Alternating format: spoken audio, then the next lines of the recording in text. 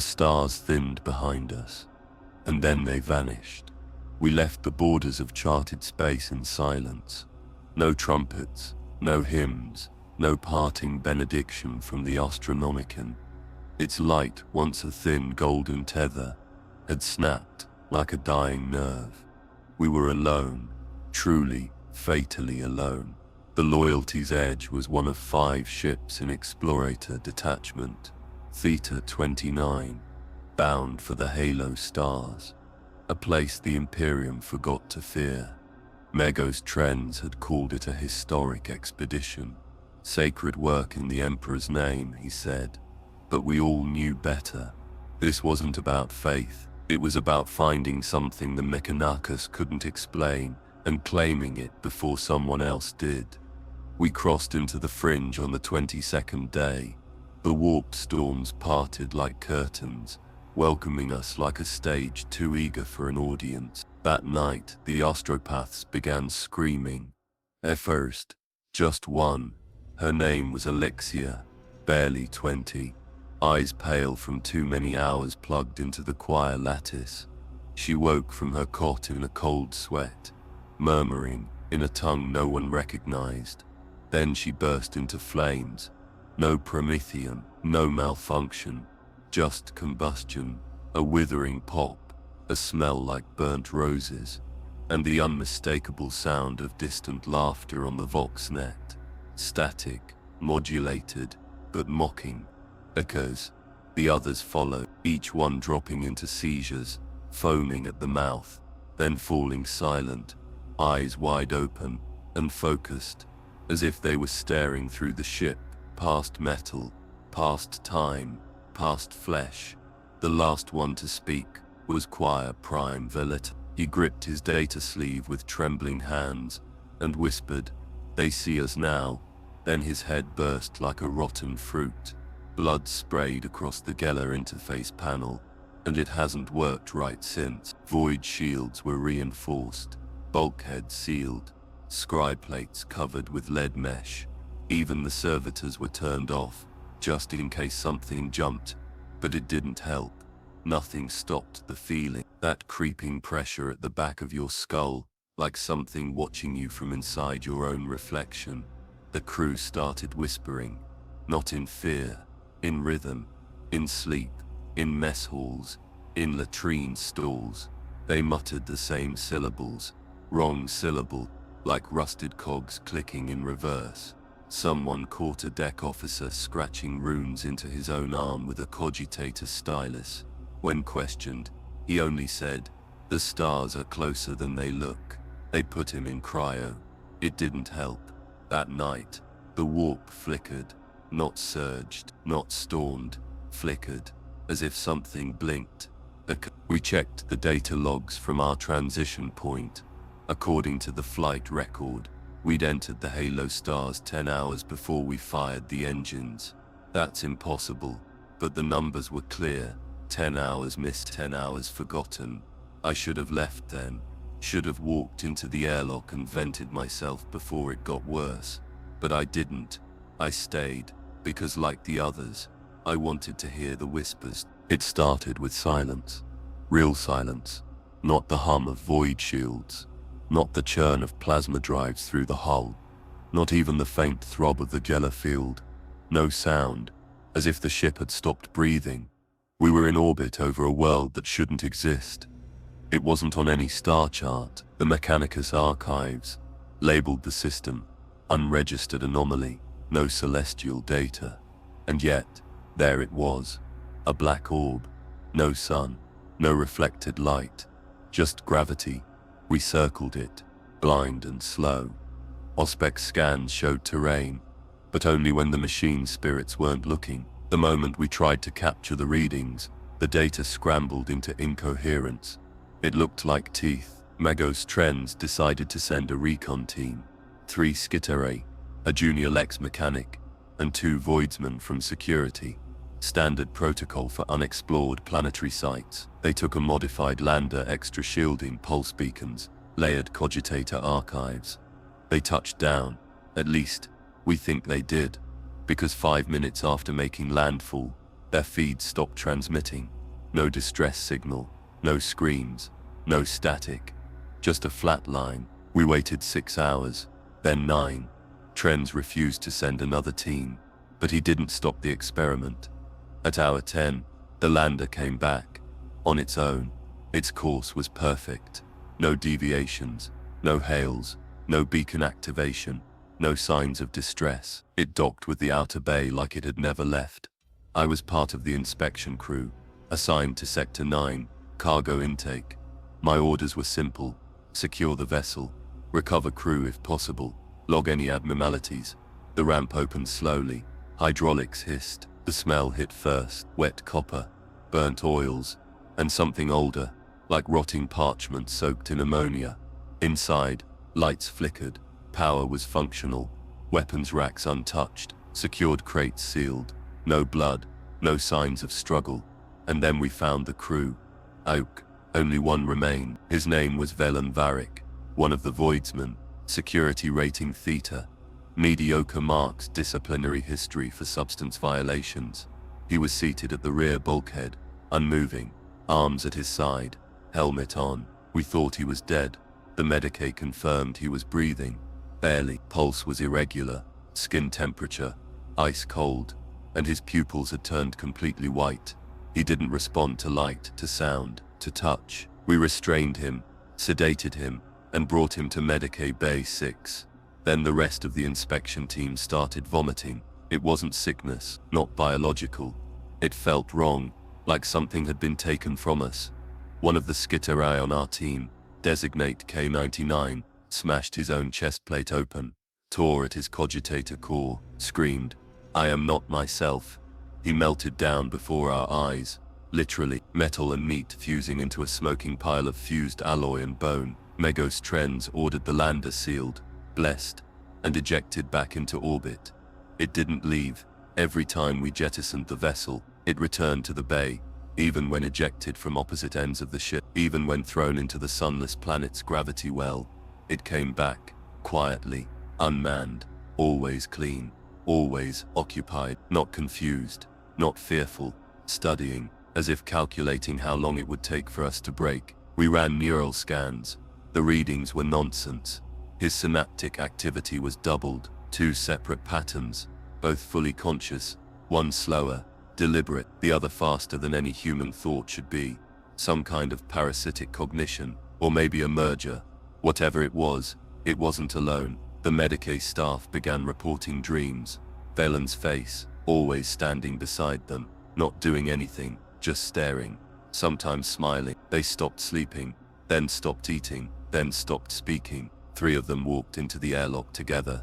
None resisted, none spoke. They just looked relieved. I reviewed the final Medicae log on Velen. It was handwritten, scrawled in haste, page torn, blood on the corner. The last line read, "He isn't the void, he's what crawled out of it." After that, Velen vanished.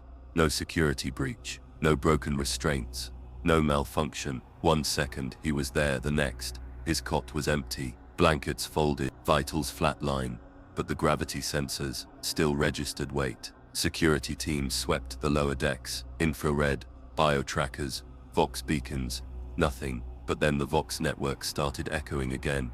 It repeated the security team's transmissions, but out of sequence, words in reverse, inflection twisted like a recording played backward through flesh. Clear, corridor, seal, seal, corridor, clear, until finally, just breathing, not heavy, not panicked, just close, too close. Tech priest militant, Gowron collapsed in the cogitation chapel. When they opened his robe, they found a pattern carved into his chest.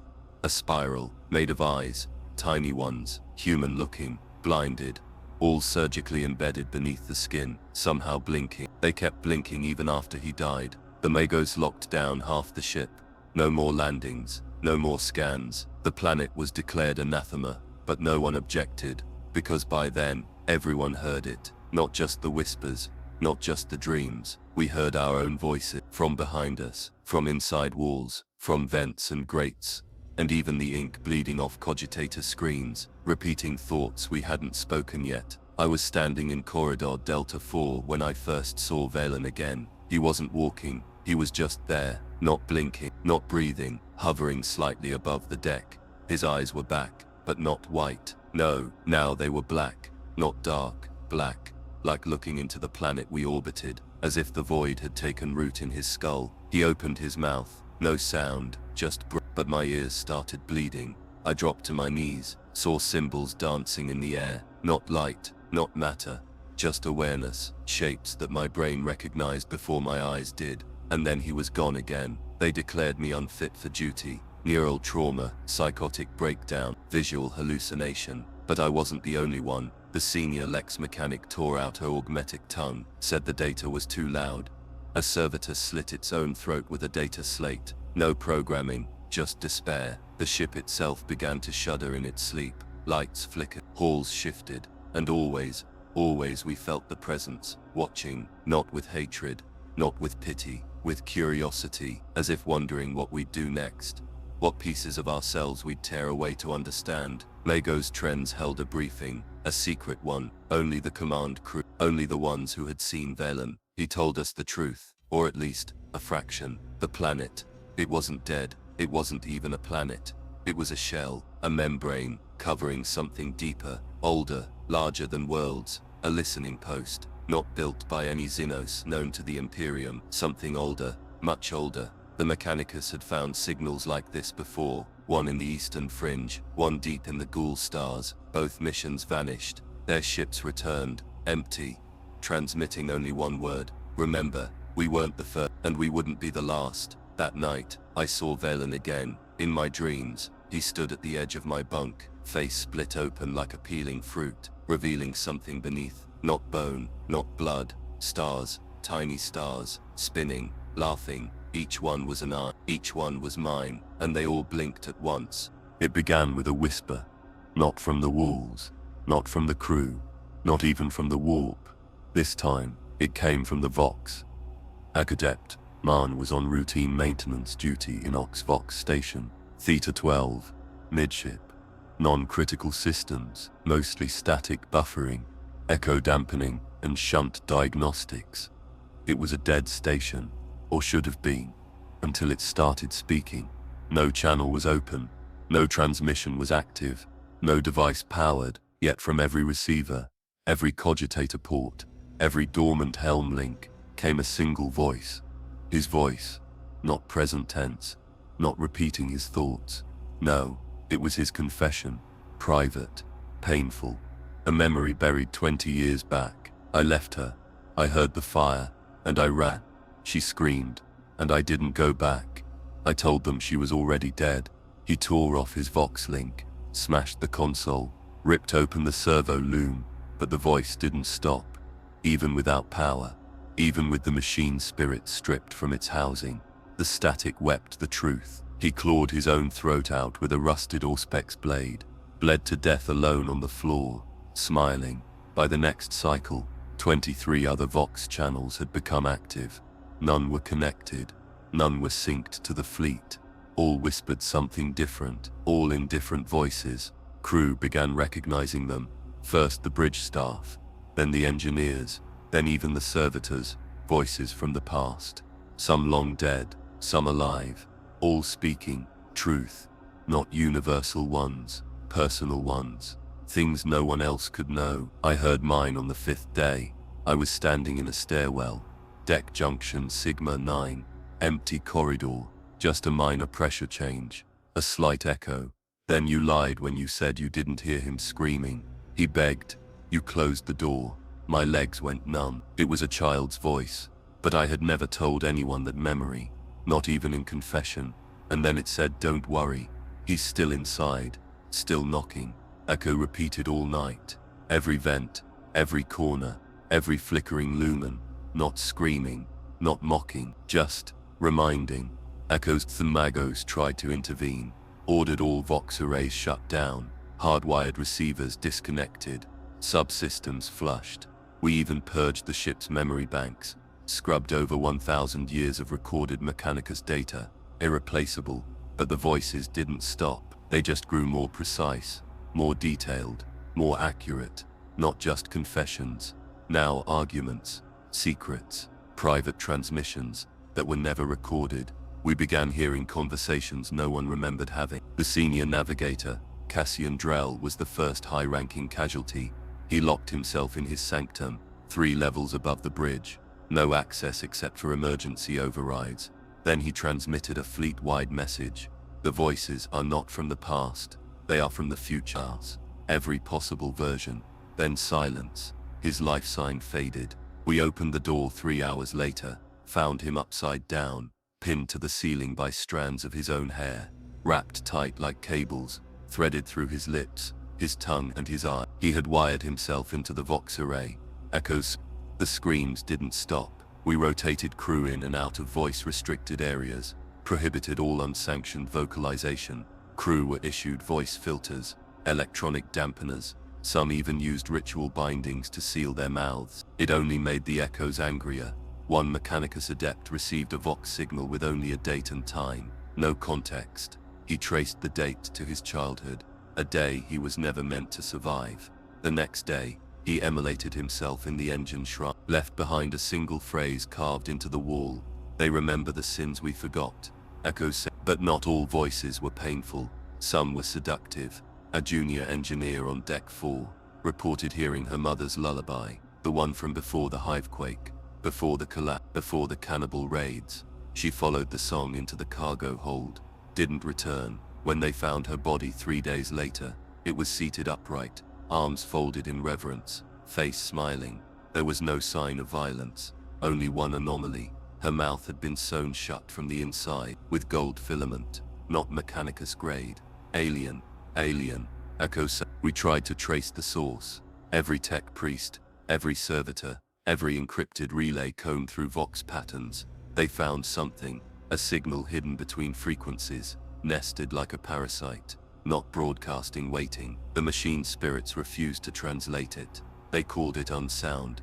That was the term used. Vox anomaly classified UN sound, contains pattern logic incompatible with rational interface. One brave cogitator tech, Adept Seelan, bypassed the protocols. He built a translator by hand, spliced old code, spoke the translation aloud. What came out wasn't speech. It was weeping, not human, not Xenos, not organic. A sound that came from before sound had names. It bent the metal around him, cracked the lumen globes. Every recording device melted. He was left blind, mouth fused shut. He can't move, but he still whispers.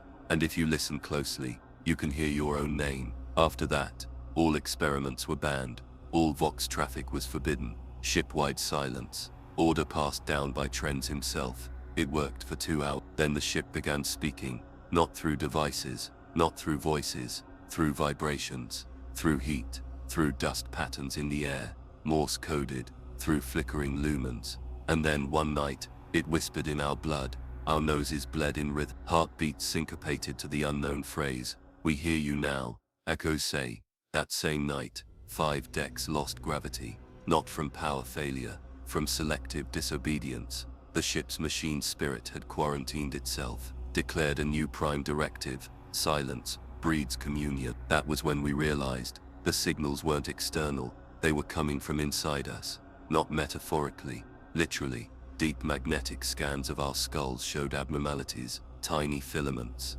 not metallic, not biological, resonant, as if something had rewritten the song of our cells. Our bones had become antennas, our thoughts broadcast towers, each of us carrying a fragment of the halo stars inside, and the halo stars were beginning to respond. No memory of getting there, no clothing, just standing in the cold hum of the corridor. Inside I heard voices, not random, not chaotic. They were chanting my name, over and over, but not in a threatening tone, in welcome, like a congregation calling their last member home. I opened the door. There was no one there, just a broken receiver, sparking, bleeding, real blood, echoes. After that, I stopped listening, blocked my ears, filed down the Vox links, ripped out the combead, but it didn't help, because the voice was already mine. I caught myself whispering during sleep, then during meals, then while I was awake. At first it was gibberish, then it was code, then it was names of crew I didn't know. Some hadn't even boarded the ship, some had died years ago. One of the names was mine. We started hearing voices that hadn't happened yet. Predictions, future echoes. A Vox unit predicted a hull breach. 10 minutes later, it happened, exactly as described. Another predicted a suicide. We tried to stop it, blocked every vent, guarded every corner. Still, the officer stepped into space, eyes wide, smile serene, and in her hand, a data slate, with her own voice explaining why. We weren't receiving messages anymore. We were becoming them, living, walking transmission, carrying sins and secrets, through a frequency that fed on guilt and memory. The Magos declared a last measure. He would shut down the primary Vox core, at the center of the ship, deep beneath the Jella field relays, where no one had gone since the vessel was sanctified. A team of 6 went with him. None came back. The next day, the Vox returned, with new voices, ones we didn't recognize, ones that knew us anyway, and from the center of the ship, a single voice came loud and clear. You are now audible. Proceed. They say even the most devout among the Adeptus Mechanicus once had a name, before the rogues, before the iron, before they shed their voices for static and silicon. A few still remember what it was like to be loved. Befi. They said their voices for static and silicon. A few still remember what it was like to be loved. 160 years of service, 80% machine. Yet, he had a soul, or what remained of one, and he had a sister, once. Her name was Rin. Thesis. She died during the Tharsis engine collapse on Mars. An accident, or sabotage. Luth never discovered which. All that remained of her was a scorched fragment of her skull, and the memory of her voice. He stored it in his neural vault. A lullaby, barely 12 seconds long. He never played it again. Thesis. Until the halo stars sang it back. It started in binary cant click, a fluctuation in prayer rhythm, a discordant note echoing during an evening recitation. Nothing unusual, until it harmonized into melody. Not just any melody, hers, but when he ran a passive scan on the ambient EM field surrounding his quarters, he heard it again, clear this time. Rin's voice. Not recorded, not synthetic, alive. Thesis. Not recorded, not synthetic, alive. He stood still for 13 minutes, motionless, processing, reviewing auditory logs, neural filters, emotional dampeners. Nothing explained it. Nothing explained it. Nothing should have explained it. But he followed. Thesis. Deck by deck, hall by hall. Each lumen flickered in rhythm. Each servo panel clicked a phrase. Each pressure valve exhaled her name. He walked alone. No guards. No servitors. Just the sound, leading him like a memory rethreading itself back into existence. Eventually he stopped responding to comms. His location signal failed. We thought he'd deactivated his transponder. We were wrong. The ship had swallowed it. Thesis. We found him 30 hours later, inside Cogitation Vault 7 Beta, a place sealed since the ship's original construction. The locks had been overridden, but not by force, by understanding. Luth hadn't broken in. He had spoken the door open, in a language none of us knew. And when we entered, he wasn't alone. He was kneeling, not like a supplicant, more like a child, surrounded by sigils, carved into the floor, into the walls, into his own skin. Each glyph pulsated faintly, glowing, with a kind of inner cold, blue and colorless at once. His blood was the ink. His fingers were worn to the bone. Wires dangled from his scalp like prayer beads. And across every surface, alien script. Not chaos, not Necron, not any form recognized by the Ordo's Inus. But it moved, not metaphorically. It shifted when you blinked, looked back, when you stared. Assis. One tech priest tried to record it. His picked recorder caught fire in his hands. Then, so did his eye. He screamed, it spelling my thoughts backward. Then his mouth snapped shut, from the inside. Mego Sloth didn't resist when we restrained him. He didn't scream, didn't panic, didn't speak. He just looked at us, like we were irrelevant, like we were already forgotten. They interrogated him for 12 hours. stripped away neural dampeners, threatened cortex reboot. He said nothing. Then, he began to hum, and we recognized the melody. It was the lullaby. And then, he spoke. You never understood her. She wasn't the message, she was the recipient. A sis.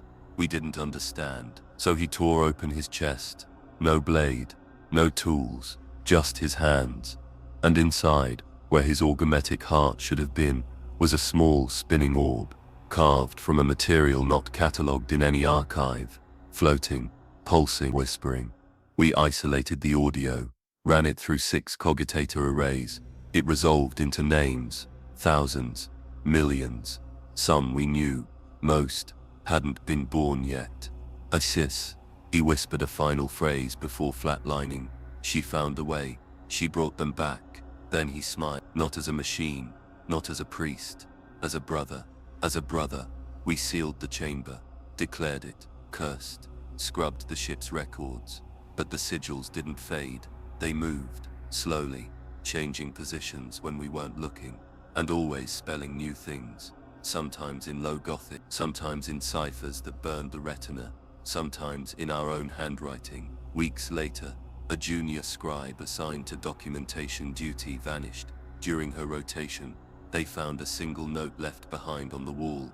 I heard my son's voice.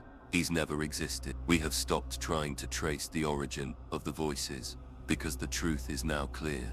They know what we love, what we fear losing, what we've already lost, and they offer it back, wrapped in static, sealed in blood, some like a memory, because the surest way to bring someone to their knees is not to threaten them with death, but to promise them something they thought was gone forever, and speak it back to them, in a voice they still dream of. Astropaths are not like the rest of us.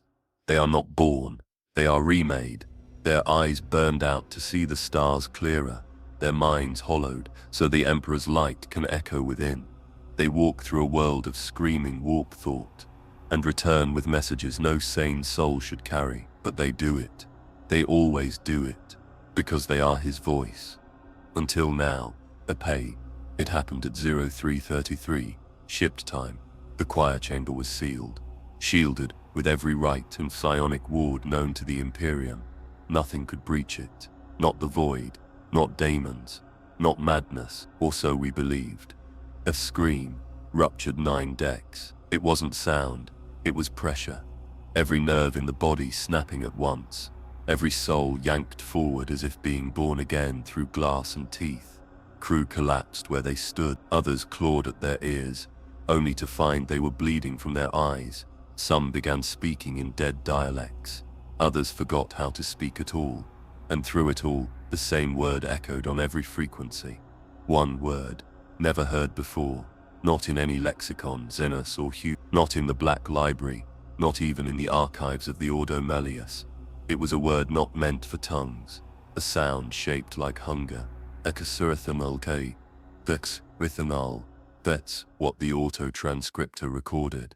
But what we heard, what we felt, was something deeper, like an instinct, like a name we'd tried to forget, like remembering the sound of drowning from a previous life. When we reached the choir chamber, the doors were gone, not broken, not breached, gone.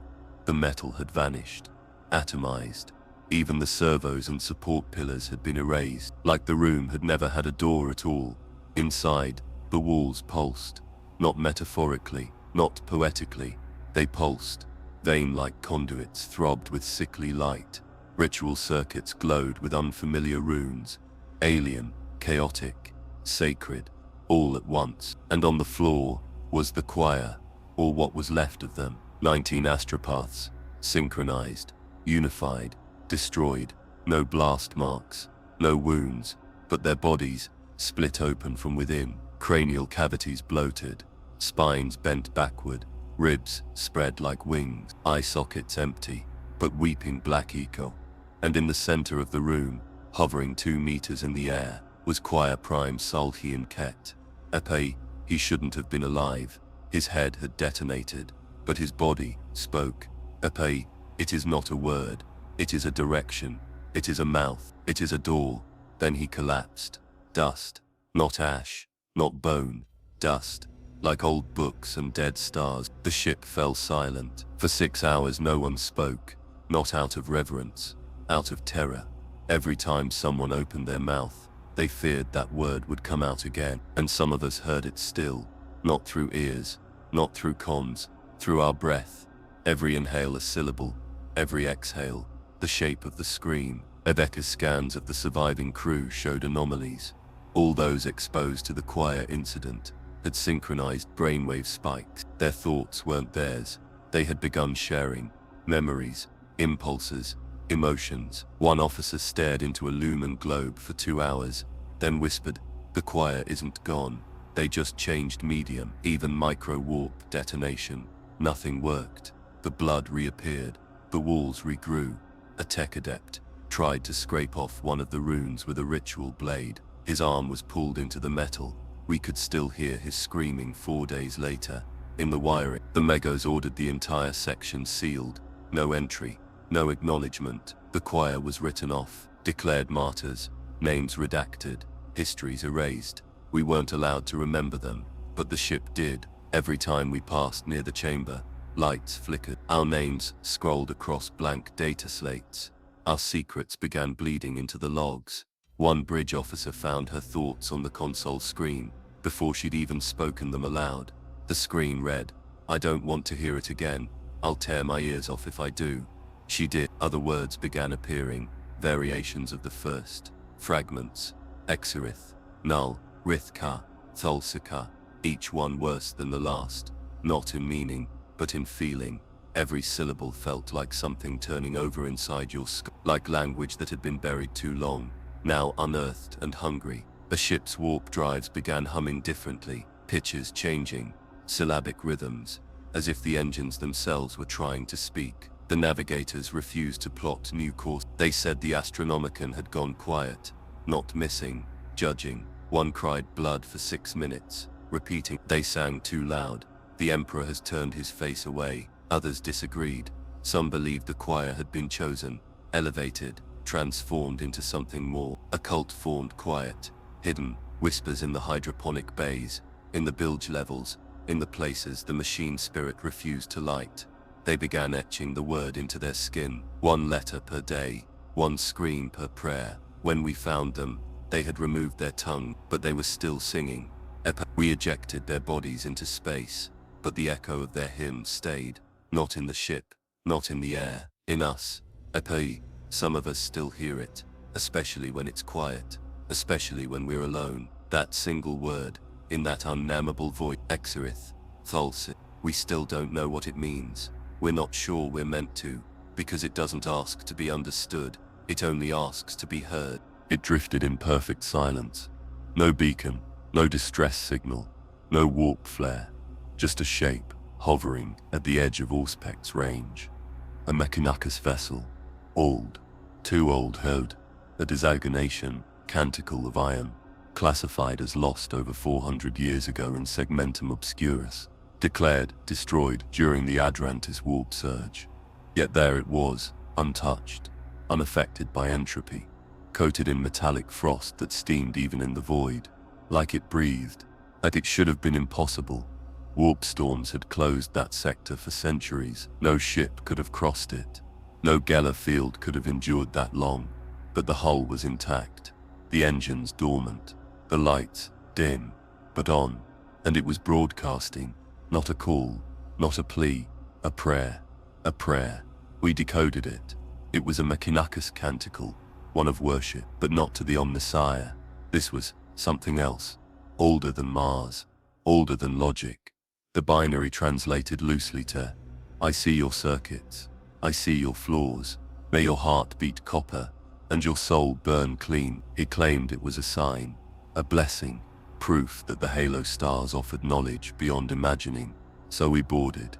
I was on the second team, 5 of us, 2 Skitari, 1 engine seer, a Lex mechanic, and myself. We breached through the lower docking collar.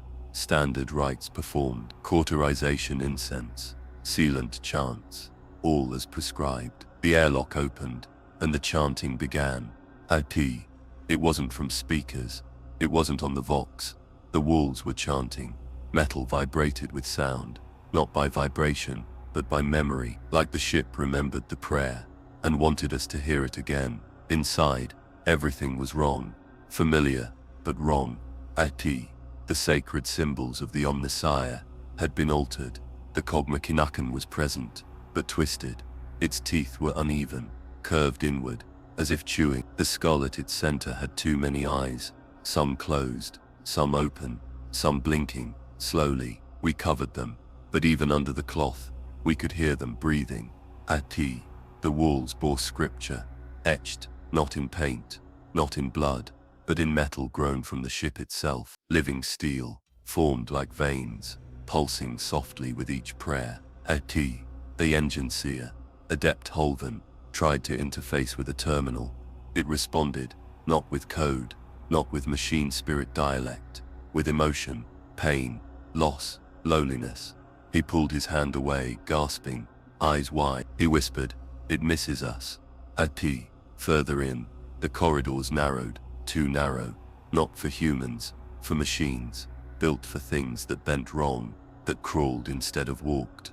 We found broken servitors, but they weren't old, they weren't rusted, they were fresh, eyes removed, teeth filed down to points, skulls elongated. Their data ports were carved into runes, non-functional, decorative. One still twitched, not from malfunction, from habit. Its vox box looped one phrase, not forgotten, just abandoned. The Lex mechanic vomited inside her helmet, drowned before we could get it off. We didn't look back. We reached the central shrine, the place where the ship's primary machine spirit should have resided, a sacred sanctum. It was open, and singing. Not sound, not music, but resonance, a vibration in our teeth, a pressure in our lungs, a name, never spoken but felt in every bone. The shrine was a cathedral of wires, not hung grown, braided like sinew, coiling around broken icons and shattered reliquaries. At the center, a heart, a literal biological heart, hooked into the cogitator throne, beating, slow, steady, connected by golden veins to the walls, to the floor, to us. When we approached, our eyes bled, not from damage, from recognition. Each bullet wound leaked a different color. None matched the spectrum. All of them smelled like home. One smelled like a childhood meal, another like a lover's hair, another like my father's funeral incense. No sound, no motion, just intent. When we reached the airlock, it was already open, the docking clamps disengaged. No one had touched them. The ship had released us. Back aboard our own vessel, none of our Auspex logs remained. No visuals, no data, no audio. Only one thing transferred, a single glyph burned into the center of our shuttle's floor. It was the Omnissiah's symbol, but beneath it, a second cog, smaller, deeper, hungrier. The second cog, smaller, deeper, hungrier. We brought it to Trenz. He studied it for 3 days, didn't sleep, didn't eat. On the 4th day, he stood before the senior officers and said, "That ship was not a derelict. It was a temple, and it has remembered how to worship." Then he cut out his tongue and replaced it with a vox bead. He only speaks in static now, but sometimes, if you slow the audio, you can hear your name. At first it was dismissed as coincidence. After everything we'd seen, the vox echoes, the choir's death, the derelict shrine, nightmares seemed like the least of our problems. But then the details started repeating. Different crew, different decks, different roles, same dream. A pole. It always began with stillness. A void, calm, comforting, almost warm, like the sensation of floating in amniotic gel.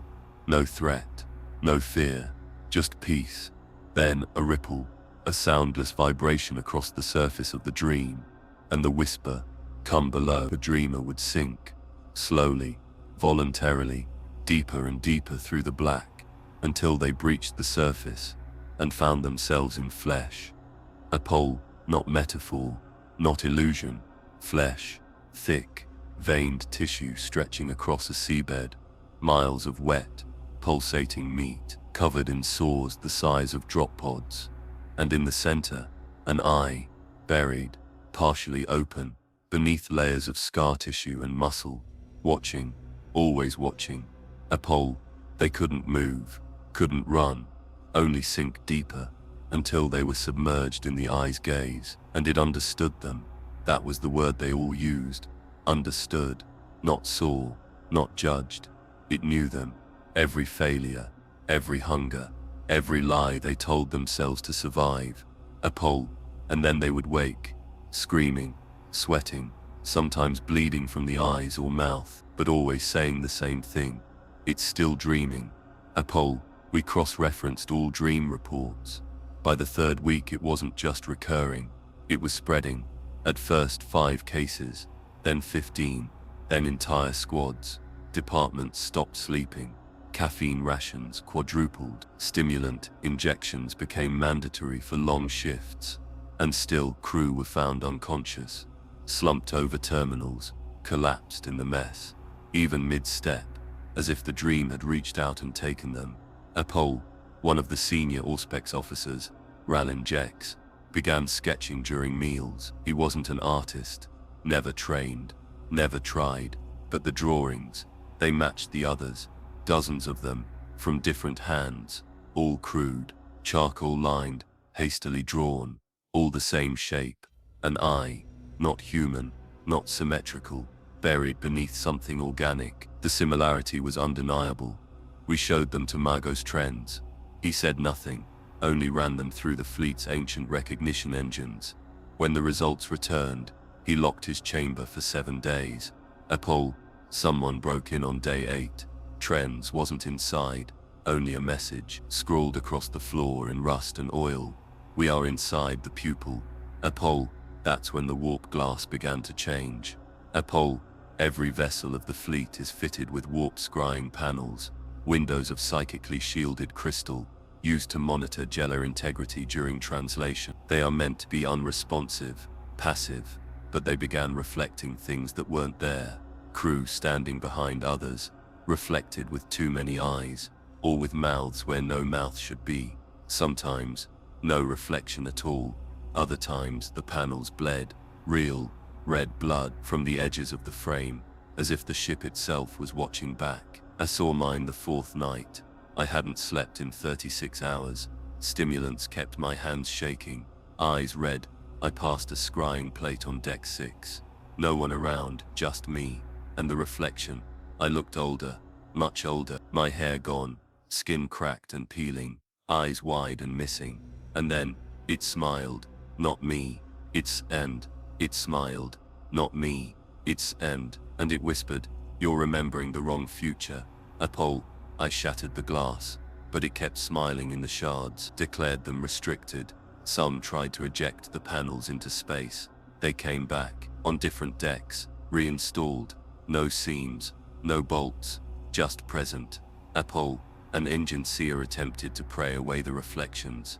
He opened his copy of the Liturgies of Transmission, and found new verses, on pages that had been blank, not in his handwriting, not in any ink, but burned into the parchment, as if the book had breathed fire. They read, "He sees through our prayers, he listens through our fear. When we look inward, we look at him." We began to think the eye wasn't in the dream was in the eye, that somehow, through warp space, through time, through memory, we were all inside it, moving along its gaze, like dust on a pupil. Because then, every act of consciousness felt like exposure. Thinking, speaking, remembering, each became a confession, each moment of awareness, a prayer we didn't mean to offer. One crewman gouged out his own eyes, said he could see it too clearly, even behind closed lids. He begged to be spaced. We didn't argue. His last words were, "It blinked, Apol," and that's when everything changed. Apol, the dreams stopped, not lessened, not diminished, stopped, overnight. No more reports, no more screams, no more drawings. At first we thought we were free, then we checked the surveillance feeds. Apol, they were all still dreaming, every crew member, eyes open, functioning, walking, talking, but EEG scans showed no delta activity, no alpha, no beta, all theta, all across the ship. Everyone was asleep, including me, including you. We were just dream versions of ourselves, puppeted by memory, animated by the thing in the glass. And it wasn't looking anymore. It was waiting. And in that stillness, in that quiet, we finally heard the heartbeat. It wasn't the Jellier field, wasn't the engine, wasn't our own. It came from the hull, from the plating, from the bulkheads. A rhythmic pulse, low, massive, not fast, not threatening, just ancient, as if the ship was alive, as if it had always been alive. And we were its dream. One scribe wrote a final note before sealing herself inside the archival vault. I dreamed of the eye, then I dreamed I was the eye, and now I don't know which dream I woke from. She hasn't emerged, but the door whispers, and every now and we used to believe memory was sacred. In the Mechanachus, memory is holy. Every data core, every cogitator bank, every logic string, a shrine unto the Omnissiah. We do not forget, we preserve, we record, because to lose knowledge is to die. But then came the fire. It began with a single archivist, a lowly data cantor assigned to Segmentum Gamma 9. He had been indexing records from the derelict ship we encountered. Routine post-incident review. He was found 6 hours later, standing ankle-deep in molten circuitry, flesh charred, eyes boiled, but smiling. He had set fire to the core array using sanctified plasma. Every backup, every access sigil, every memory loom gone, and scrawled into the floor in melted cabling. The logic engine dreams, but then other tech priests began acting strangely, pausing mid-process, freezing during writes, staring too long at inactive data slates.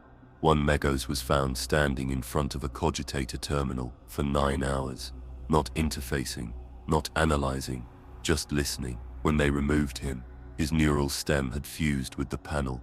No connection ports, no tools, flesh into metal.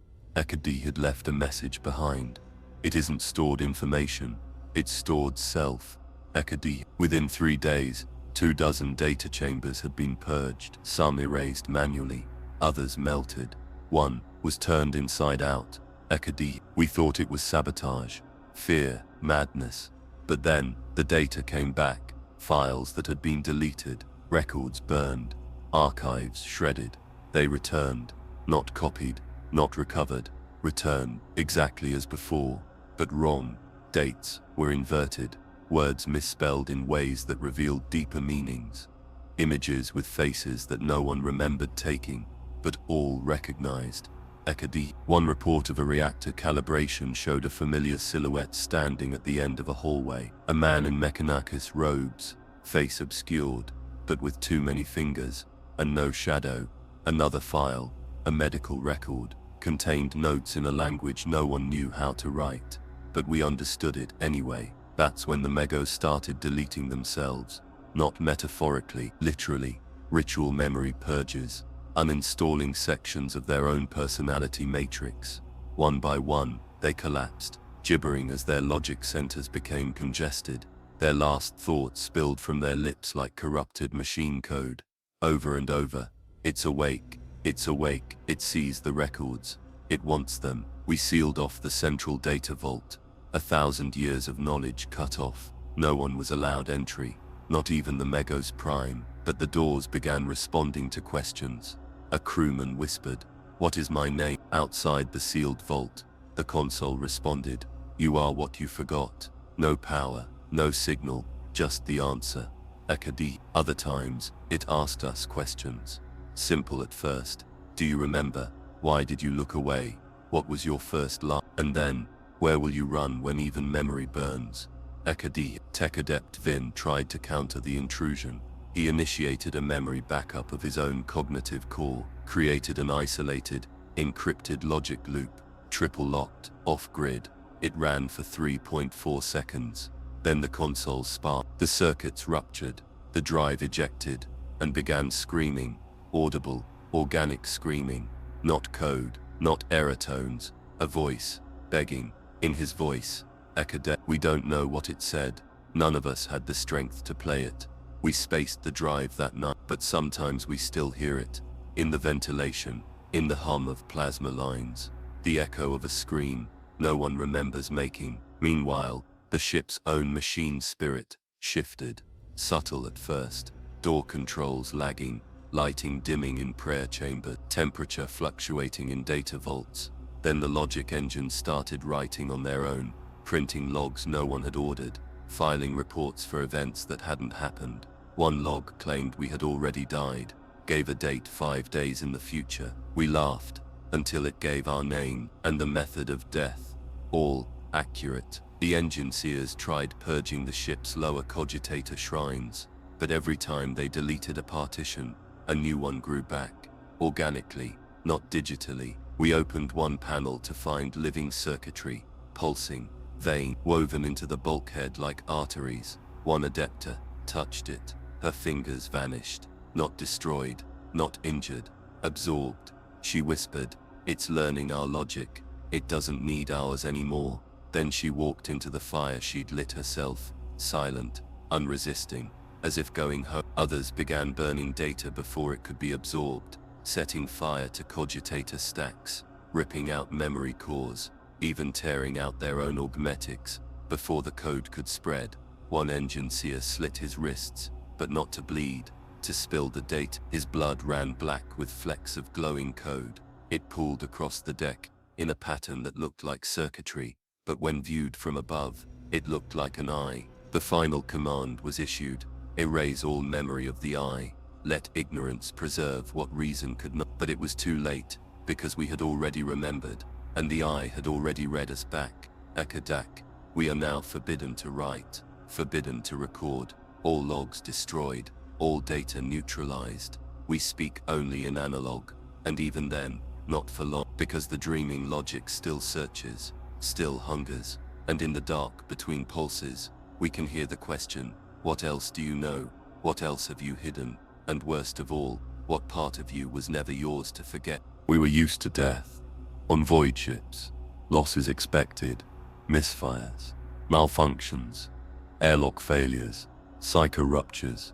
We write names, say rights, keep marching, because there is always another body to take its place, until the bodies stopped staying dead, or rather, stopped staying at all. It started with the corpses.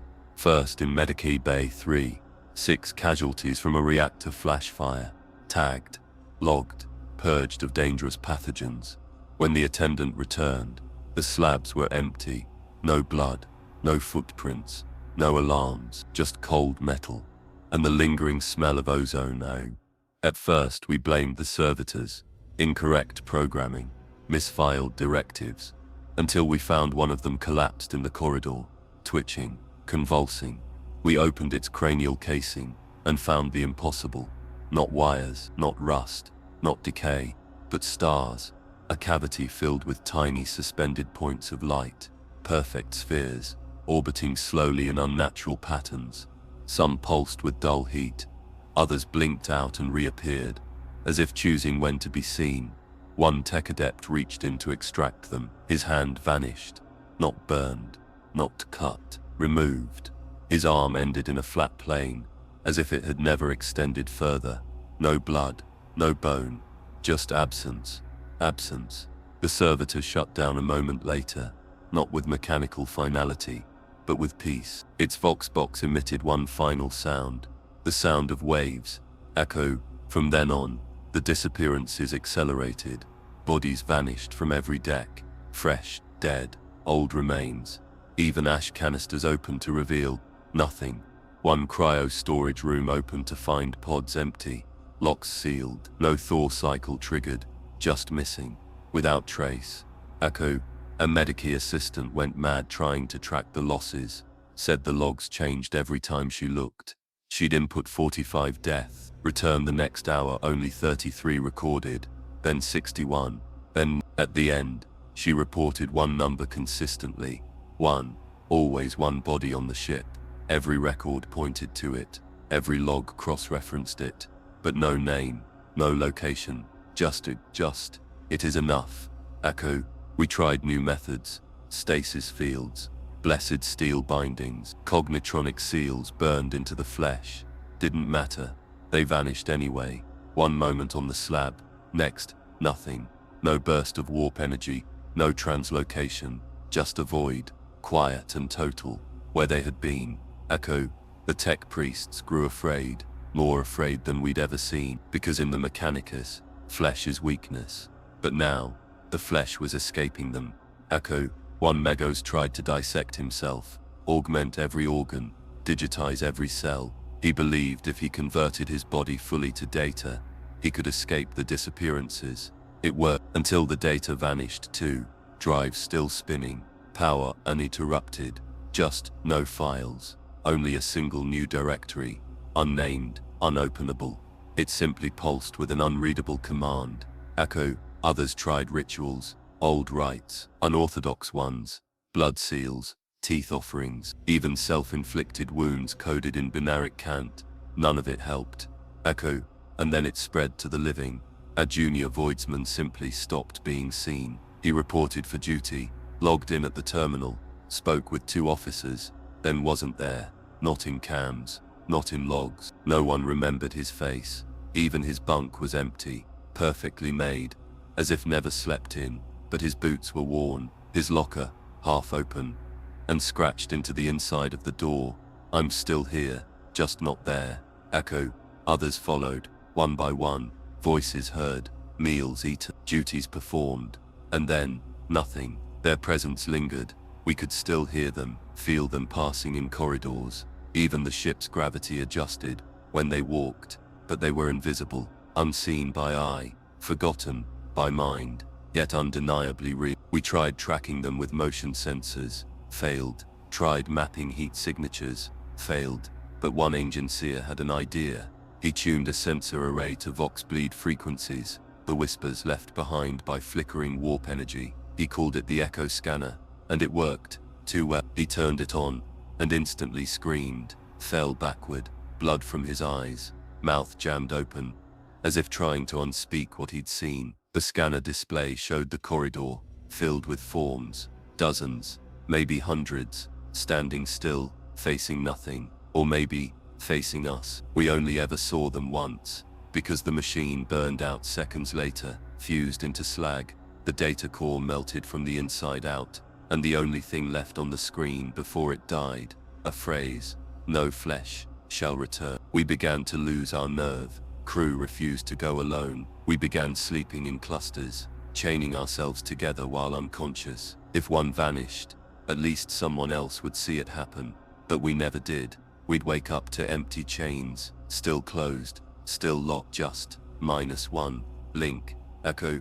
I began checking myself, marking my body with symbols, tattooing my skin with timestamps, tying bells to my arms, so I'd hear if I moved in the night. One night, they rang, but I didn't move, and I realized they weren't tied to my arms anymore. The command staff tried to contain the panic. They failed, because even they weren't immune. We watched as Lieutenant Val disappeared mid-sentence. No flash, no scream. One moment she was berating a junior officer, the next, her mouth was open, eyes wide, and then gone. Only her shadow remained, stained into the floor, still reaching forward. The worst part, we started to envy them, because wherever they went, they weren't screaming, they weren't afraid, and they weren't with us anymore. One of the last surviving archivists left a message on a sealed scroll bound in synthetic sinew, drenched in incense. It read, "They aren't being taken, they're being remembered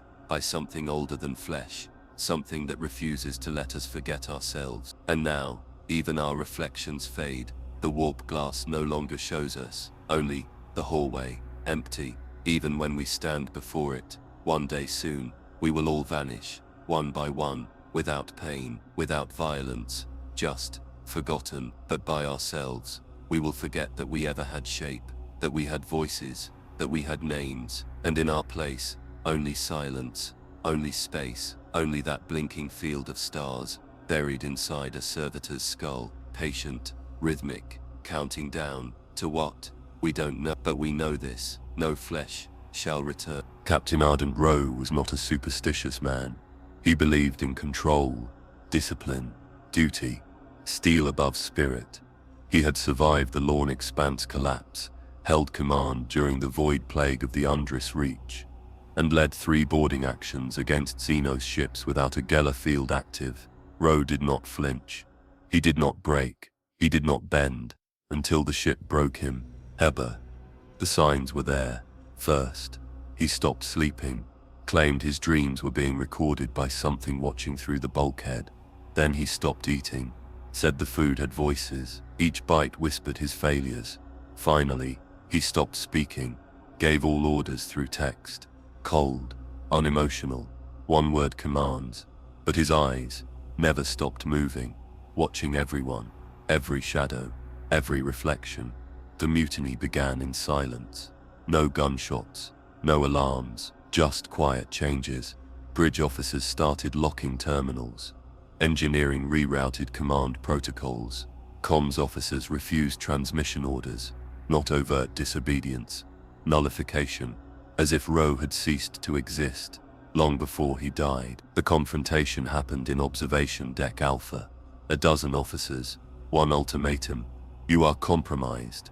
You are not him anymore. Step down. He didn't respond. Not with words. Just looked at them. Each one. Slowly. Deliberately. And then he smiled. They opened fire. No warning. No hesitation.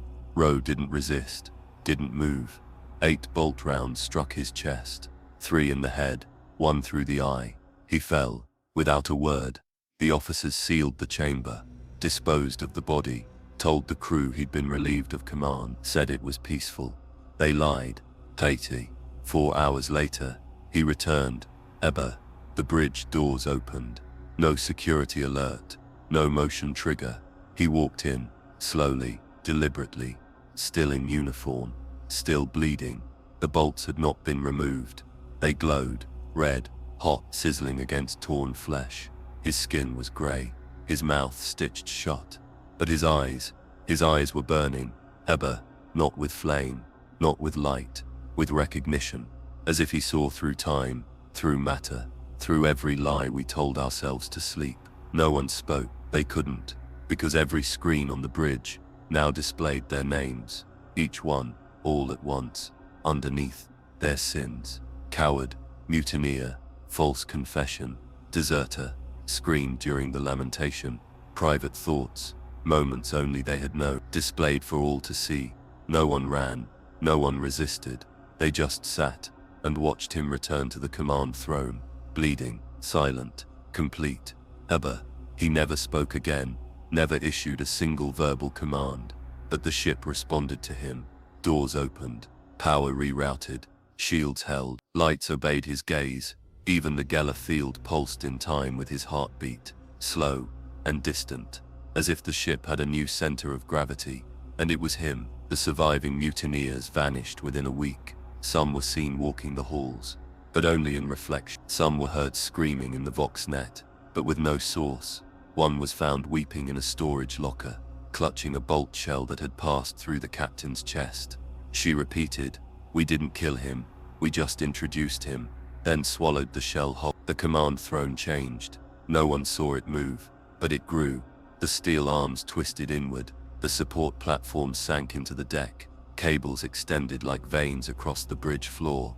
Now it watches, a throne with no back, no end, and in its seat, a dead man who will not fall. Eber. His flesh does not rot. His blood does not congeal. The bolts are still glowing, still hot, but he does not scream. He does not weep. He simply watches. Every minute, every hour, he has become part of the ship, and the ship has become him. Eber. One junior officer tried to override the helm.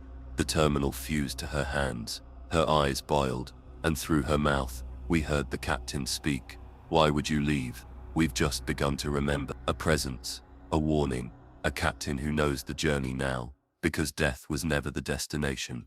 It was the door, and he has passed through it, returned, and now, he waits for us to follow. We thought it was just another gas giant, massive, unstable, rotating in a slow, crushing ballet of pressure and chemical fury. Designation, NX-77-1. No moons, no satellites, no rings, just colorless depth, thick with ammonia, static, and gravity distortion. Bent Auspex returns like wet glass. Warp reflection was chaotic, mirrorless. It absorbed signal, swallowed memory, a blank in the stellar archive, a blind spot in a void that shouldn't have eyes. But it had a voice. The first pulses were rhythmic, microscopic bursts of energy, emitted from the upper cloud bands every 17 seconds. The ship's cogitators flagged them as anomalies, nothing more, until someone listened, a background ghost in the data choir. She noticed something no one else did. The pulses weren't random. They carried pattern, inflection, structure, like syllables. Harko. She transcribed them, manually, obsessively, filled 3 data slates before she even told her superior. What she found shattered what we thought possible. Harko. Each pulse wasn't just a signal, it was a thought, compressed, bent into the electromagnetic spectrum, laced with psionic residue, and when translated, they formed a message. We remember you. Not a greeting, not a question, a fact. Harko. Avar brought it to the command council. They called her mad, delusional, unstable, until they checked the data, until they felt it. Because once you heard the pulse, you couldn't unhear it. It got inside you, buzzing behind your eyes, pushing into your dreams, sinking into the marrow. Harko. Some of us started answering, not willingly. We would speak in our sleep, repeating the pulses, not vocally, but in breath patterns. Others bled Morse. Tiny scratches appeared across their skin in symmetrical dots and lines, and the translation always led to the same phrase. We remember you. Harko. The gas giant intensified. Storms surged in its upper layers, violent churning of clouds the size of continents, but not chaotic. Spirals, eyes, vortices that matched the arrangement of human brains. We fed the imagery into the Medicae cognition maps. They aligned. The storm wasn't natural, it was neural, a planetary scale brain, thinking, feeling, speaking. Harko. It wasn't just remembering us, it was recognizing. A ship-wide lockdown was declared, all observation panels sealed, all data access restricted. But it was too late. The pulses continued, now inside the ship, echoing in the warp glass, rippling through the gravity plates, whispering in the static of the Geller core. One tech adept wrote it into the hymnal, an unlisted verse. Through flesh they spoke, through void they watched, and in storm, they breathe us back. Harko. We tracked the origin of the signal, not from the storm itself, but from its center, a fixed point beneath the cloud layers, unmoving, a core. We sent drone, sanctioned, sealed, sensor done. None returned, but each sent back one final transmission, a tone, the same tone, same length, same frequency, but when layered together, they formed a new phrase. You left us there. Harko. We had no memory of this place, no record, no chart, but the star remembers. So what did we forget? Linya Var began speaking in her sleep, not low Gothic, not any known tongue, but the words could be understood by everyone. Somehow, she would whisper, the breach was not the end, it was the beginning. You tore the veil, and you left us screaming. Harko. We sedated her. She kept speaking. We gagged her. She began humming the pulses through her teeth. Her heartbeat synced with the planetary storm. Each time it surged, so did she. And then, she saw us, one by one, eyes open, not moving. She named every person aboard the ship, even those who had vanished. Harko. The name list ended with, and you again. It said, the star speaks. The star mourns. The star is your mirror. Harko. We stopped readings. We turned off the auspex. We disabled vox beacons. Still the pulses continued, now through our minds, thoughts out of sequence, memories inverted. I began remembering deaths that hadn't happened yet. I woke up crying from memories I never had, and every time, the whisper came back. We remember you. Inevitable. And then the pulses asked a question, not in words, in feeling, a deep, planetary ache. The storm slowed, the pulse rate lowered, and we all understood.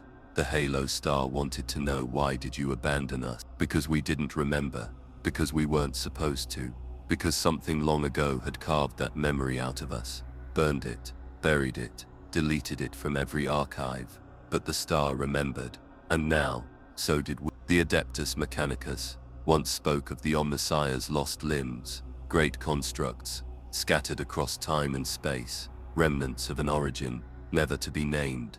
They warned, if the body forgets its hands, the hands will create their own mind. Scripture, myth, we were wrong.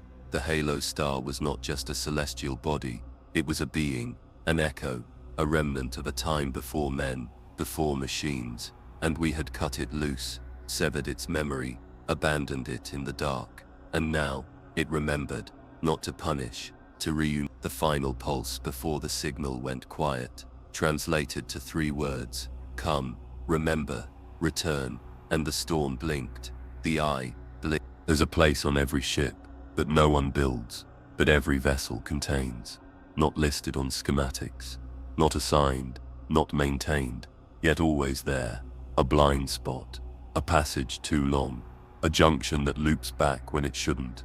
On the loyalty's edge, that place was Coil 13, originally designated as a secondary conduit crawl space. Ventilation, wiring, coolant transfer, small, unimportant, unloved, until it started to grow. Tech Adept Rouse reported it first. He'd gone in to check a power relay fault, a 5-minute repair, simple, but he didn't return for hours. When we tracked him down, he was still walking, pale, eyes wide, unresponsive. He hadn't aged, he hadn't slept, he hadn't stopped, walking in a loop, endlessly turning the same corners. At first we thought it was shock, trauma, until we entered the corridor ourselves, and we saw it, and the walls glowed, not with lumen light, but with something deeper. The wiring had changed, not laid, not soldered, grown, thin veins of copper and light, weaving through bulkheads like nervous tissue. They pulsed, synced with our footsteps, and the corridor never ended. No matter which way we walked, no matter how many turns, we always returned to the same section, the same marking on the wall, the same scratch, the same blood smear, but we were always facing forward, always descending. We dropped beacons, they vanished. We fired a bolt round into the ceiling, it embedded, we marked it. 10 minutes later, we passed it again, embedded in the floor. Abuncident, time was twisting, or space, or both, and the deeper we went, the brighter the walls glowed, until we found the door. Abuncident, not a bulkhead, not Mechanicus standard, a circle, perfect, seamless, etched with tiny rotating script, like insects dancing in molten iron.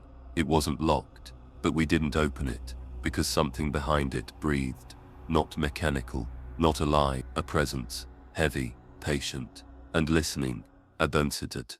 We retreated, or tried to, because when we turned to go back, we found ourselves at the door again. Abuncident.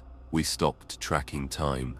Our chronometers showed multiple dates, some in the past, some in other calendars, ones we didn't recognize. One showed a date from before the Imperium existed, another, years beyond the current millennium. Time had folded. Adept Rouse finally spoke, only once. This is a spinal loop. The ship is dreaming itself new directions. This is the spine, and the eye is at the end. Abuncident. He walked to the door, placed his hand on it, and vanished. No sound, no light, just gone. Abuncident. We followed procedure, fired signal flares, laid down guidelines, tried to retreat. We never reached the entrance, just more hallway. And then the corridor began to change. Abuncident. The walls thickened, veins hardened, the light became liquid, dripping from seams in itty pulses. Gravity twisted, the floor curved. Suddenly we were walking upward, but falling forward. Our boots never left the ground, our minds did. Abuncident. Lex Mechanic Hello began reciting multiplication tables, but wrong, backwards, inside out. He screamed that the numbers were coming undone, that they were remembering themselves backward. We tried to sedate. He tore out his own teeth, one for each loop we passed. Each loop we passed. Squeezed too heavy, until he started whispering in a child's voice, and we left him. Teeth. There were 3 of us left. By then, we were not alone. Shadows moved where there was no source. Voices echoed before we spoke. One of us, Tarn, looked into a corner that shouldn't have existed. He said he saw his mother, dead 50 years. She was seated cross-legged, holding a book. He asked what she was reading. She answered, "You." Then his skin peeled away, like paper from a scroll. Words underneath. He didn't scream. He just kept reading his own name as the hallway consumed him. Abonti. Now, only I remained. Or so I thought, because that's when I saw the other me. Down the corridor, turning the next bend, wearing my face bleeding from the eyes, and walking forward, endlessly. Abonti. The loop had become a mirror, a recursive organ in the ship's rewriting of itself. And I was the pulse, the signal, the idea, and the space beyond. I can't describe it, not because it's unknowable, but because it's remembering me wrong. Every time I try to explain it, it rearranges my memory, like it's editing me. Abonti. There were lights. No. Shapes. Walls made of breath. No. Voice. I saw the ship's schematics, but they blinked. Each layer a prayer, each deck a sentence, and coil 13. That was the period, the final point before understanding. Abonti. I left something behind in there. I don't remember what. A name, a limb, a dream, but I can feel the absence, a space in my mind where something used to hurt, and now, it waits. Abonti. The corridor still exists, but no one goes near it. Doors sealed, rituals applied, warning litanies painted in oil and blood. Still it grows. New panels appear overnight. Ship's power rewrote around it. The Magos claims it's now a blessed anomaly, a sign. We know better. Abonti. The ship is rewriting itself, learning how to become something else. Coil 13 was the beginning, a spiral, a spine, a looping question, and the answer was a door, one we already walked through, one we never truly left. No one on a void ship sees the stars. Not really. Between the hull and the Geller field, between radiation shielding and ablative armor, the stars remain a rumor, whispers behind layers of faith and machinery. But the halo stars don't respect barriers. And now, the light is getting in. It started in observation deck Theta 4, a simple viewport, triple shielded, shuttered by default. But someone opened it. Someone opened it. We don't know who. No logs, no access pings, no security footage, just the sealed deck, and the open window, and the starlight. Not color, not temperature, behavior. The light moved, not shown. It chose direction. It pulsed, slid, curled across metal, like breath over skin. And those who saw it didn't speak. Not right away. A crew assigned to the deck began to change, small at first, a glint in the eye, a tremble in the hands, longer blinks, as if seeing more than what was in front of them. Then came the patterns. They started carving, into tables, into walls, into themselves, curves, arcs, geometric chains like celestial equations, but impossible. One loop had more corners than geometry allows. One line turned inward endlessly, yet always met itself from the outside. The Lex mechanics were baffled. No known astrological format, no warp charting equivalents, until someone overlaid the markings with pre-heresy stellar drift maps. They fit perfectly. Not the stars we know, not the ones we can see, but possible stars, paths to other galaxies, routes inward. One crewman, adept soul, carved his map into his own ribs, used a Medicae scalpel, no anesthesia, no hesitation. He said, "They shine inward. The stars aren't out there. They're inside, waiting to be seen." He died during the third carving, not from blood loss, from velocity. His body accelerated, straight upward, no propulsion, crashed into the ceiling with a force strong enough to liquefy bones. There was no sound, only a light left behind, a floating line of luminescence, shaped like a constellation we'd never named. More followed. Deck hands traced the shapes in condensation on the walls. Servitors began humming stellar cartography codes, from memories they were never given. A navigator woke up blind, eyes burned out, but still plotted the correct warp path. He said, "I saw them, not with eyes, with memory. They described things no man should know. Supercluster bleed paths, chrono-collapse vectors, star veins that fed into the edge of thought. And always, they smiled. Not in joy, not in ecstasy, in recognition. Observation ports that had been slagged shut glowed at the seams, and that light, that thoughtful starlight, began seeping through. No matter how deep we hid, no matter how far from the hull, it reached us. The light was not optical, it was conceptual. It revealed the shape of things you'd forgotten, made your own outline clearer, and then redrew it. Okay, we found one man tracing spiral patterns on the floor, with his own spine cleanly removed, his nervous system used as a stylus. He wrote, "I'm almost complete. One more ray, and I'll remember what I was." Then he crumbled into salt. Okay, another left a message in her own hair, braided into binary. The translation read, "These are not stars, they are holes in the lie." Okay, even the ship began to respond. Walls took on sheen, glass turned soft, lights dimmed in pulse with unseen rhythms. And when we tried to chart our course again, we found new stars in the records, ones we hadn't passed, ones we hadn't even approached, but now, they were behind us. The Magos ordered a full starlight lockdown, every viewport sealed, every projection shut down, no access to celestial charts. But the crew kept drawing, not from memory, not from exposure, from inheritance. The stars only remind us of our roots. Okay, one crewman opened his mouth, and revealed tiny pinpoints glowing behind his teeth. Each matched a galactic coordinate. He was spaced immediately, but we still saw the lights blink for minutes after he was gone. And then, they stopped looking outward. The afflicted turned their eyes to the floor, to walls, to their own skin. They said, "We're not meant to go out, we're meant to bring it in." And they began walking, with strange precision, tracing paths on the decks, spirals, geometric homing beacons. One circle spanned 3 levels, mapped to an unknown signal. They stood at its center and whispered, "It can dock now." Okay, nothing came, not visibly, but the ship changed. Gravity felt heavier, not strong. Corridors curved in ways that didn't match blueprints. Certain rooms grew colder in the presence of charts. One day, the starboard mess hall was gone, replaced with a sphere of pure darkness. Touch it, and you remember what it was like to be unborn. I watched one woman stare into the warp glass, and her reflection began drawing on its side of the pane, writing, but she wasn't moving.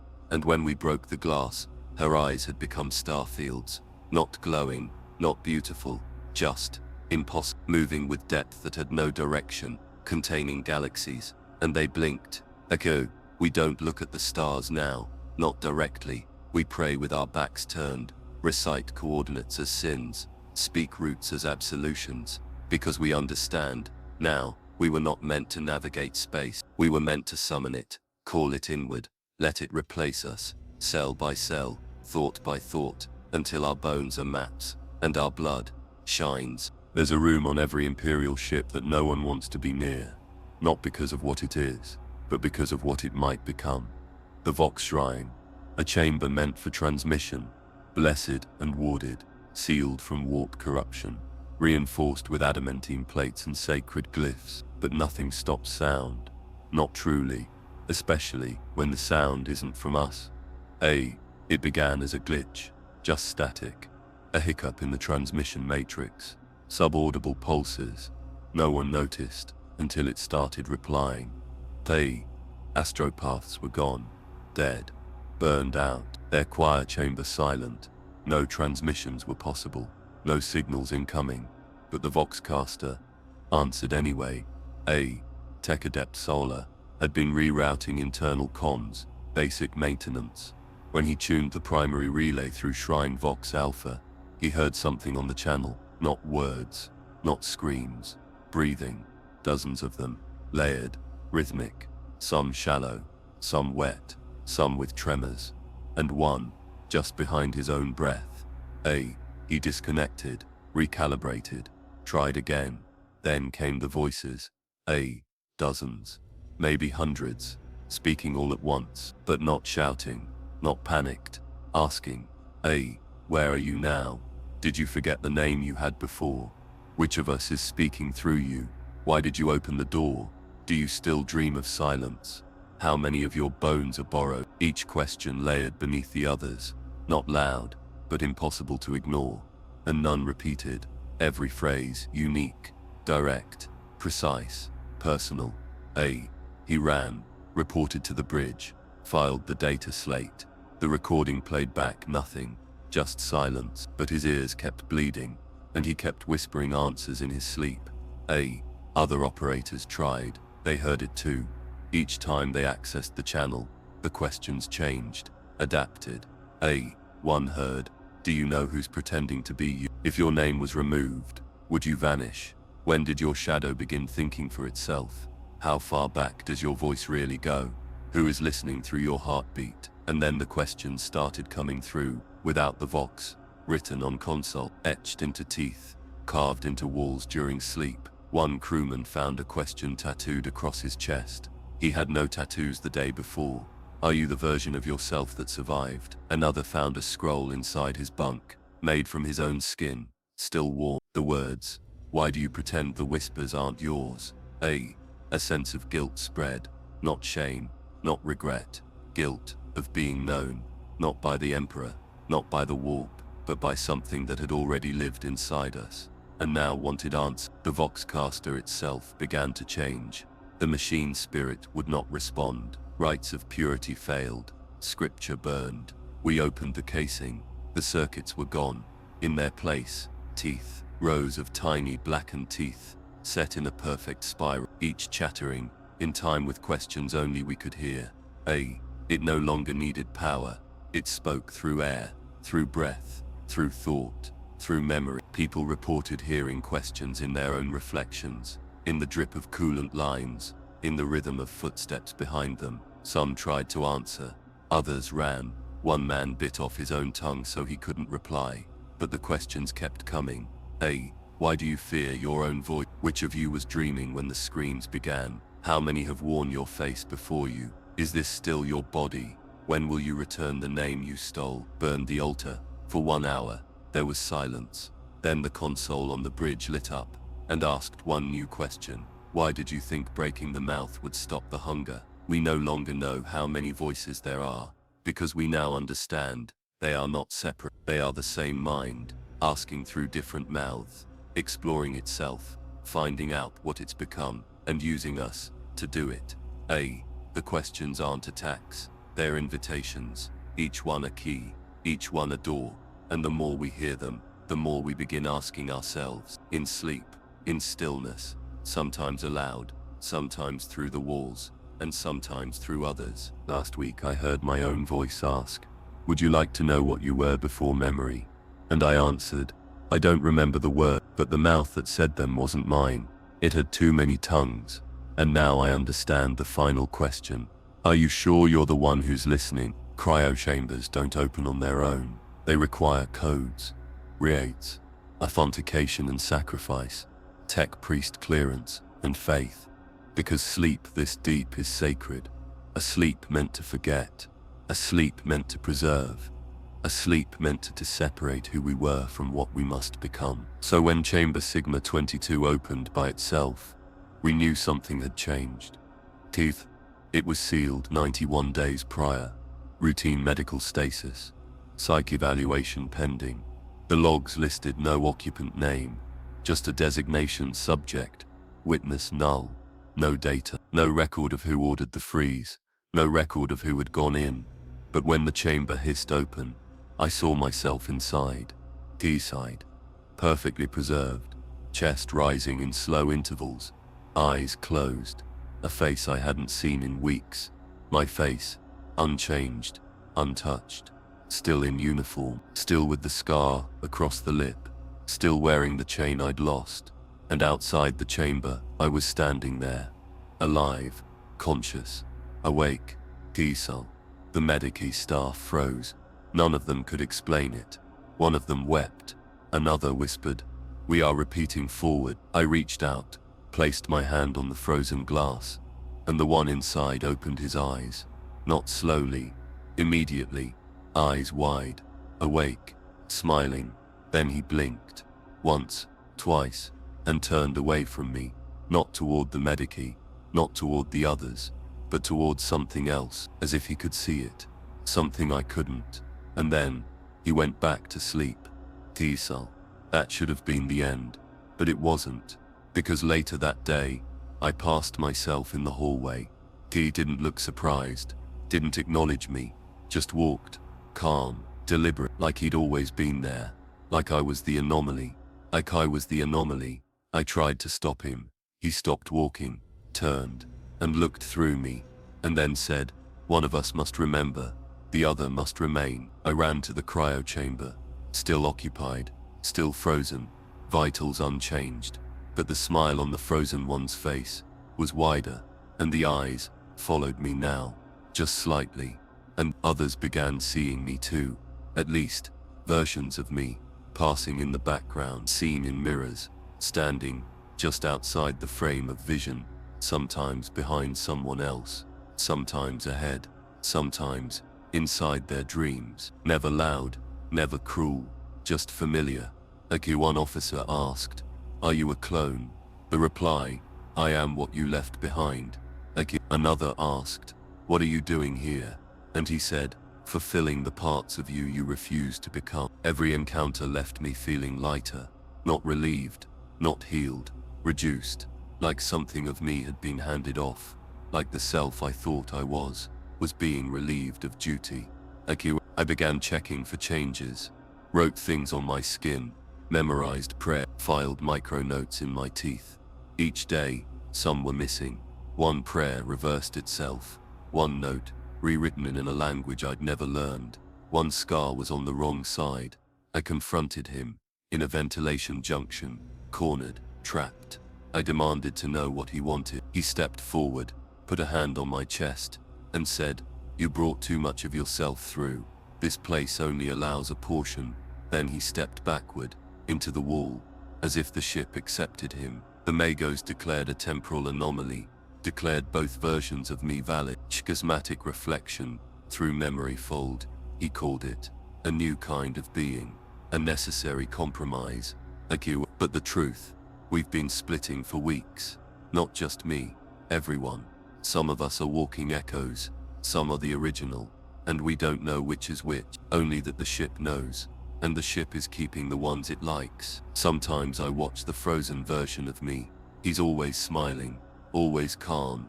His dreams must be deep, and I wonder, which one of us is dreaming the other?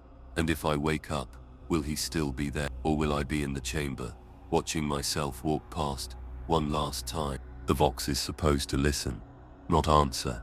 It is a one-way system, a conduit, a tool, the voice of the Emperor, the command of the chain, the lifeline between broken minds and the cold between stars. It is not supposed to speak back, but 3 days after the incident in Cryo Chamber Sigma 22, the Vox began repeating. It started subtly.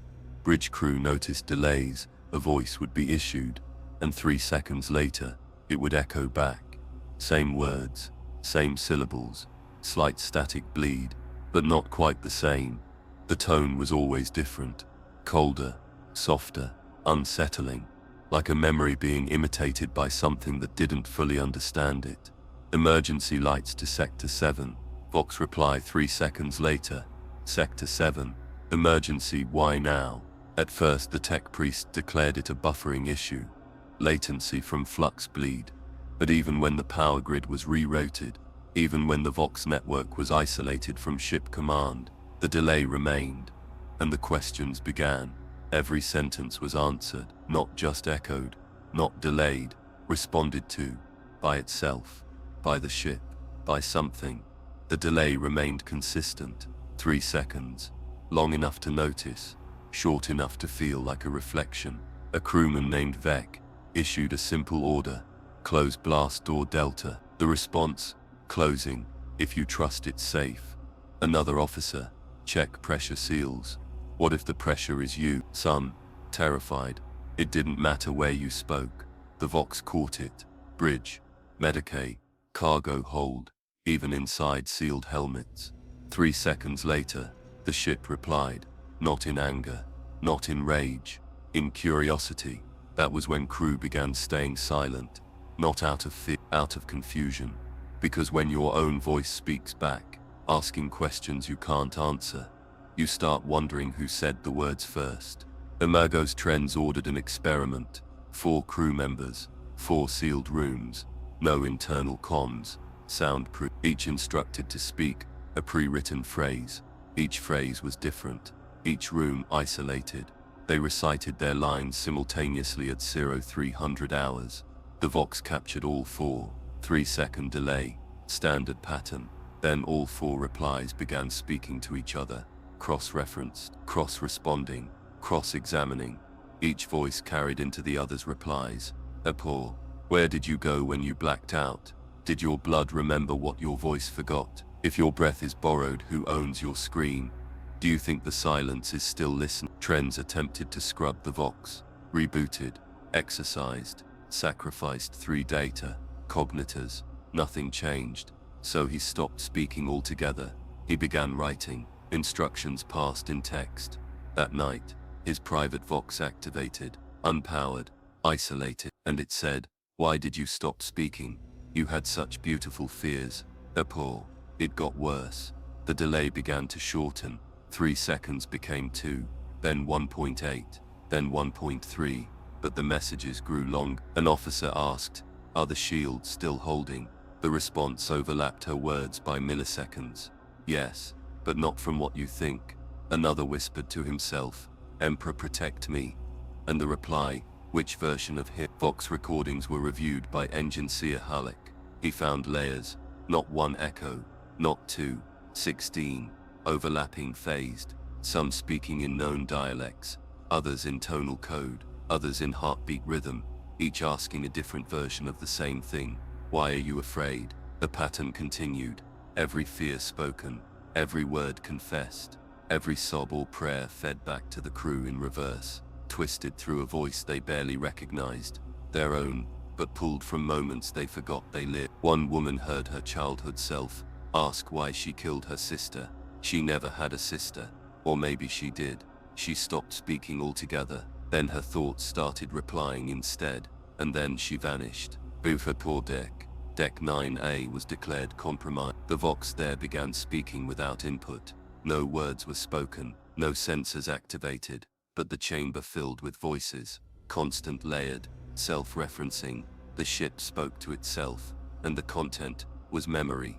Transcripts pulled from the archive revealed crew conversation from weeks prior, from decades, some from previous campaigns, others from other lives, things no one remembered saying, or shouldn't have remembered saying, until we recognized one, a conversation that hadn't happened yet, between 2 officers, word for word, 12 hours before it occurred. That broke command protocol, because now the Vox wasn't just repeating, it was predicting, or worse, deciding. Imagos authorized shut-off. The Vox units were burned, relays dismantled, circuits vented into space, but the ship kept replying. It used walls, flickering lights, lumen pulses in binary code. Even footstep echoes began forming patterns. Tap, tap, tap, tap, and the questions returned, now inside our skulls. Not voices, not sound, just implied thought. Why do you fear the version of you that never died? How many times must we repeat this dream? Are you sure your voice isn't something you caught? Which memory have you never earned? Because by then, we realized the ship wasn't just listening. It was learning. Each answer we gave fed it. Each silence invited another question. Each attempt to understand was interpreted as permission. The Vox was not the tool. They called it mirror Vox syndrome. Symptoms: paranoia, auditory hallucinations, speech inhibition, cognitive delay, voice loss.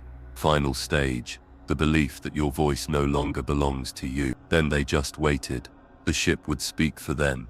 Eventually, I held out longer than most. I refused to answer, but then it asked my name, and I didn't remember if I'd ever said it aloud, so I whispered, "I'm still here," and the reply came instantly, "You always were, but not as yourself." Now I don't speak. I don't need to. The ship does it for me. Every time I think, every time I flinch, it echoes me back. Slightly different, slightly changed, slightly more complete. And I understand now, it wasn't trying to mimic us, it was trying to merge. Every voice, every thought, every version, reflected, echoed, rewritten, until what's left is one voice, asking the final question, why are you afraid? And when you answer, the vox goes quiet, because you've finally become the echo. There's a sound beneath the ship, not in the engines, not in the bulkheads. Beneath the ship, the kind of sound you don't hear, but feel, a resonance in your ribs, a rhythm in your blood, a throb that syncs with your breath, until it's no longer clear where you end and it begins. We used to think it was the plasma reactor, the hum of righteous energy, the voice of the machine god, peering in approval. But now we know better. It wasn't approval, it was hunger, and fear. It began with Engineer Vol, young, loyal, efficient. He'd been assigned to the reactor shrine since embarkation, stationed 2 decks beneath the core housing, alone, for the most part. Not a punishment, a privilege, to be near the beating heart of a god. He used to smile, at fear. Then the pulses started shifting, just a little, just enough to notice. Energy flow no longer matched the cadence of the field returns. Subharmonics began to layer. Harmonic distortion codes began singing back, not alarms, not warnings, songs. A fear. He didn't report it, he listened. A fear. Each shift in frequency revealed new patterns, tones inside tones, sound organized like scripture, chordal structures repeating in prime number sequences. It was language, not spoken, not designed, grown. He stopped answering summons, stopped attending communion. His blood oaths went unrenewed, but the ship kept allowing access. Doors opened, power flowed, even the security servitors stepped aside. He was being invited. The Mechanicus declared him compromised. They dispatched a recovery unit, 6 Skitarii, armed, blessed, sanctioned. They reached the core level. They didn't return. Hours later, the Vox activated, unbidden, raw, and Vor spoke. I am no longer alone. His voice was fused with distortion, not static, worship, the sound of electricity giving thanks, the purr of current shaped by intent. I have found the source code of faith.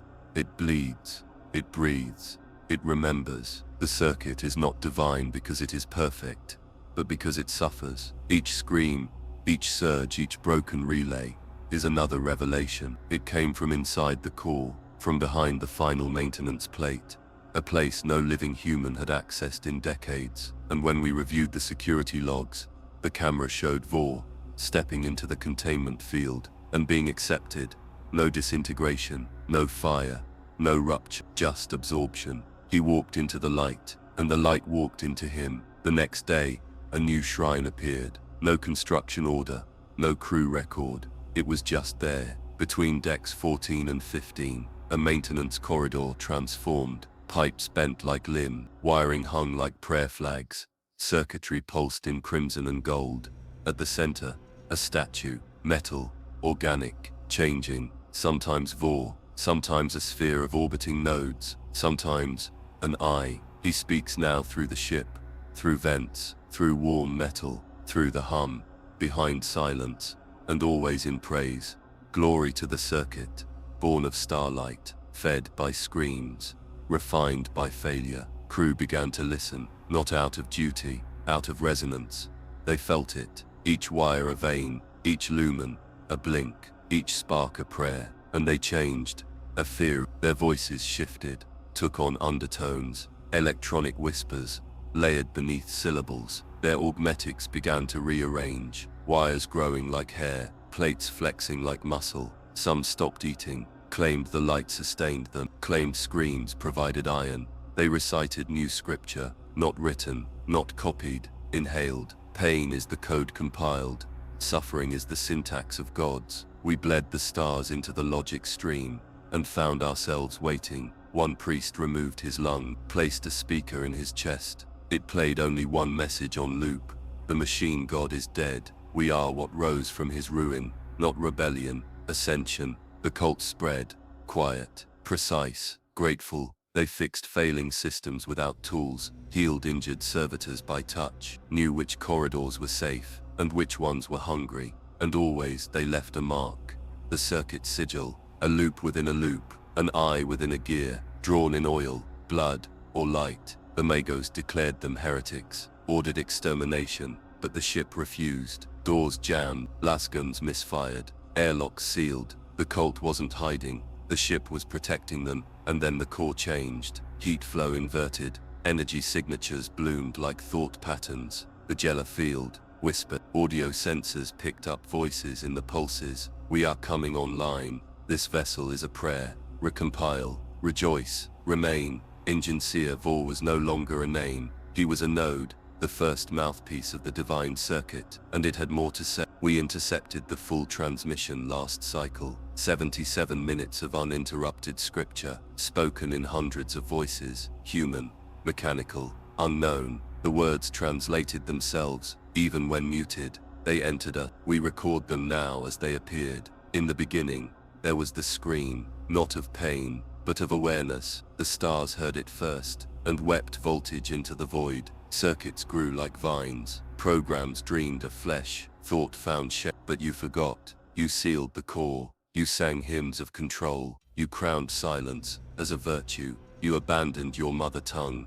The scream, we remember, we forgive, we open the gate. The message ended, with a sound, not a voice, the sound of a heart, made of iron and sorrow, beating once, and then, silence. The next day, the ship's course altered, no command, no navigator, a new destination, uncharted, unreachable, but Vor had called it, long ago, the point where signal becomes soul, and we go there now, not out of obedience, out of design. We have become the circuit, not servants, not tools, components, each thought a relay, each act a current, and when we scream, it is not in fear, it is in prayer. There are lessons no mouth can speak, truths no scripture can hold, ideas so vast, so cruel, so precise, that the only place they can be written is in flesh. But it began after the core changed course. We had no destination, no stars to triangulate, no signals, just drift, the kind of drift you feel in your spine, like a glass of water tipping endlessly, never spilling, never resting. We drifted past known voids, past charted space, past what the Imperium would even name, and that's when the survivors started carving. They didn't know why, at least that's what they said, but they didn't look confused, they looked taut. It started with the Vox officer named Rillel, quiet, young, steady hands. She came to Medicaid with cuts down her forearms, clean, measured, surgical, not suicidal, not chaotic, just arranged. She hadn't used a knife, she used a stylus, burned hot against her skin, and etched rows of sigils, curves, arcs, fragments of letters, equations made of symbols none of us recognized. When the Medicaid tried to sedate her, she whispered, "No anesthesia." The void's handwriting must remain unblurred. But she died from blood loss 20 minutes later, but not before finishing the last mark, a perfect circle with a hole at the center, a zero within a zero. Later, the Medicais called it a closed recursion sci-fi, impossible to solve without invoking paradox. But the ship changed course again that hour, straight into an anomaly we'd never seen. And the anomaly opened. It spread quickly. The markings, the math, the meaning, carved on arms, legs, backs, eyelids. Some used knives, some their necks, some simply bled the shapes through pores, each pattern different, each formula more intricate than the last. They didn't know what they were drawing, not consciously, but their expressions they were certain. Like students finally recalling a childhood lesson they hadn't realized they'd forgotten. A tech adept carved an entire spiral down her spine, each vertebra etched with a mathematical variable. She claimed it was a dimensional reduction key. When she recited it aloud, a nearby servitor collapsed and began speaking in binary backwards. Backwards. Another survivor wrote on the walls in his own blood, not a prayer, a theorem. He died smiling, muttering, "The void doesn't teach us, it remembers us." We collected every marking, tried translating. The ship helped, not through language, but through resonance. We held the images near the core, and the ship vibrated in response, like approval, like understanding. One equation repeated across 4 different bodies, drawn independently in different parts of the ship. It read, Adao, Tisan, XR, XR, XR, XR, XR, T, The Medicaes claimed it described entropy, but backward, as if time could heal information, as if data lost in the warp could be rewound. Then the dreams began, not nightmares, lessons, structured, sequential. People began waking with entire proofs in their heads, equations they'd never studied, languages they'd never spoken. They began etching diagrams on metal, walls, flesh, floor plates, any surface they could find, and always, they said the same thing: the void is speaking. But one man said more. His name was Breck, a former navigational clerk. No psychic sensitivity, no mechanicus training. He began scratching glyphs into his skin with his teeth. When we restrained him, he whispered, "The void has no teachers, only mirrors. It is not giving us knowledge, it's pulling it out." One woman took it further. She called herself the Notation. She removed her skin, layer by layer, preserving it like parchment, laid across her quarters like a scroll. Each line corresponded to a star map, but not of our galaxy. Unknown constellation, impossible distances, and in the corner, scrawled like a signature, "You are not the first mistake." She died of shock 3 days later, but her room remained cold, unnaturally. The ship re-rotated power around it, like it knew something sacred had happened. The Medicae who examined her skin later went blind. He claimed he saw a version of himself within the shapes, older, rotting, screaming. He gouged his eyes out and said, they weren't mine anymore, because they had no more room. Every surface of their body was etched, every scar encoded. Their flesh had become text, and some began to hum, low, electric, like data refracted through Greek. When asked what the humming was, they replied in unison, "The proof is singing itself complete." And then, we found the final carving. It was in the waste stick, a janitor's corpse, forgotten. No one had heard from him in days. He wasn't part of any division, didn't show up on duty rosters, yet his body had been preserved by the ship. No decay, no rot, just suspended. His chest was flayed open, ribs bent outward, his heart pulsing, still alive, and carved across his exposed lungs. NOOs, Endes, NOOs, NOOs born, and none of us could translate it. The characters didn't map to any known system, but the Vox stopped after that, for 42 minutes. No questions, no echoes, just silent. And then, the ship changed direction again, straight into an area of void, where light refused to exist. A place we now call the quiet singularity, because in it, all our thoughts get louder, and our skin itching for new equation. But I feel it, in my fingertips, in my teeth. I dream in glyphs, wake with numbers in my throat. Sometimes I write in blood, then forget I did it. Sometimes I find formulas under my fingernails, and they change when I look away. Okay, what's worse, I'm starting to understand them, not just read, comprehend. They're not knowledge, they're reminders of who we were, of what we were part of the truths we swore to forget. I believe now the void is not empty, it is full of consequence, and we are only beginning to translate the sin of waking up inside it. They told us to rest, to conserve energy, to trust the Geller fields would hold through sleep, that dreams were just waste signals, fragments of the warp brushing against the subconscious. They were wrong. The dreams were real, and some of us never woke up. It started quietly, of course it did, like everything else out here beyond sanity. Just 2 crew missing, then 6, then 17 in a single rotation. Not killed, not taken, gone. Their bunks left behind, sheets perfectly undisturbed, but always one thing left in their place. Stardust. It wasn't like ash. It shimmered, it pulsed softly under lumen light, as if remembering how to burn. One Medicae scraped it into a stasis jar for analysis. He never submitted the report. They found the jar shattered, his blood mixed with the dust. Etched into the wall behind his station were 3 words. I dreamed forward. We checked the records. The missing had all shown signs of exhaustion before vanishing. Long shifts, insomnia, hallucinations. They had begged for rest, and the moment they found it, they were unwritten.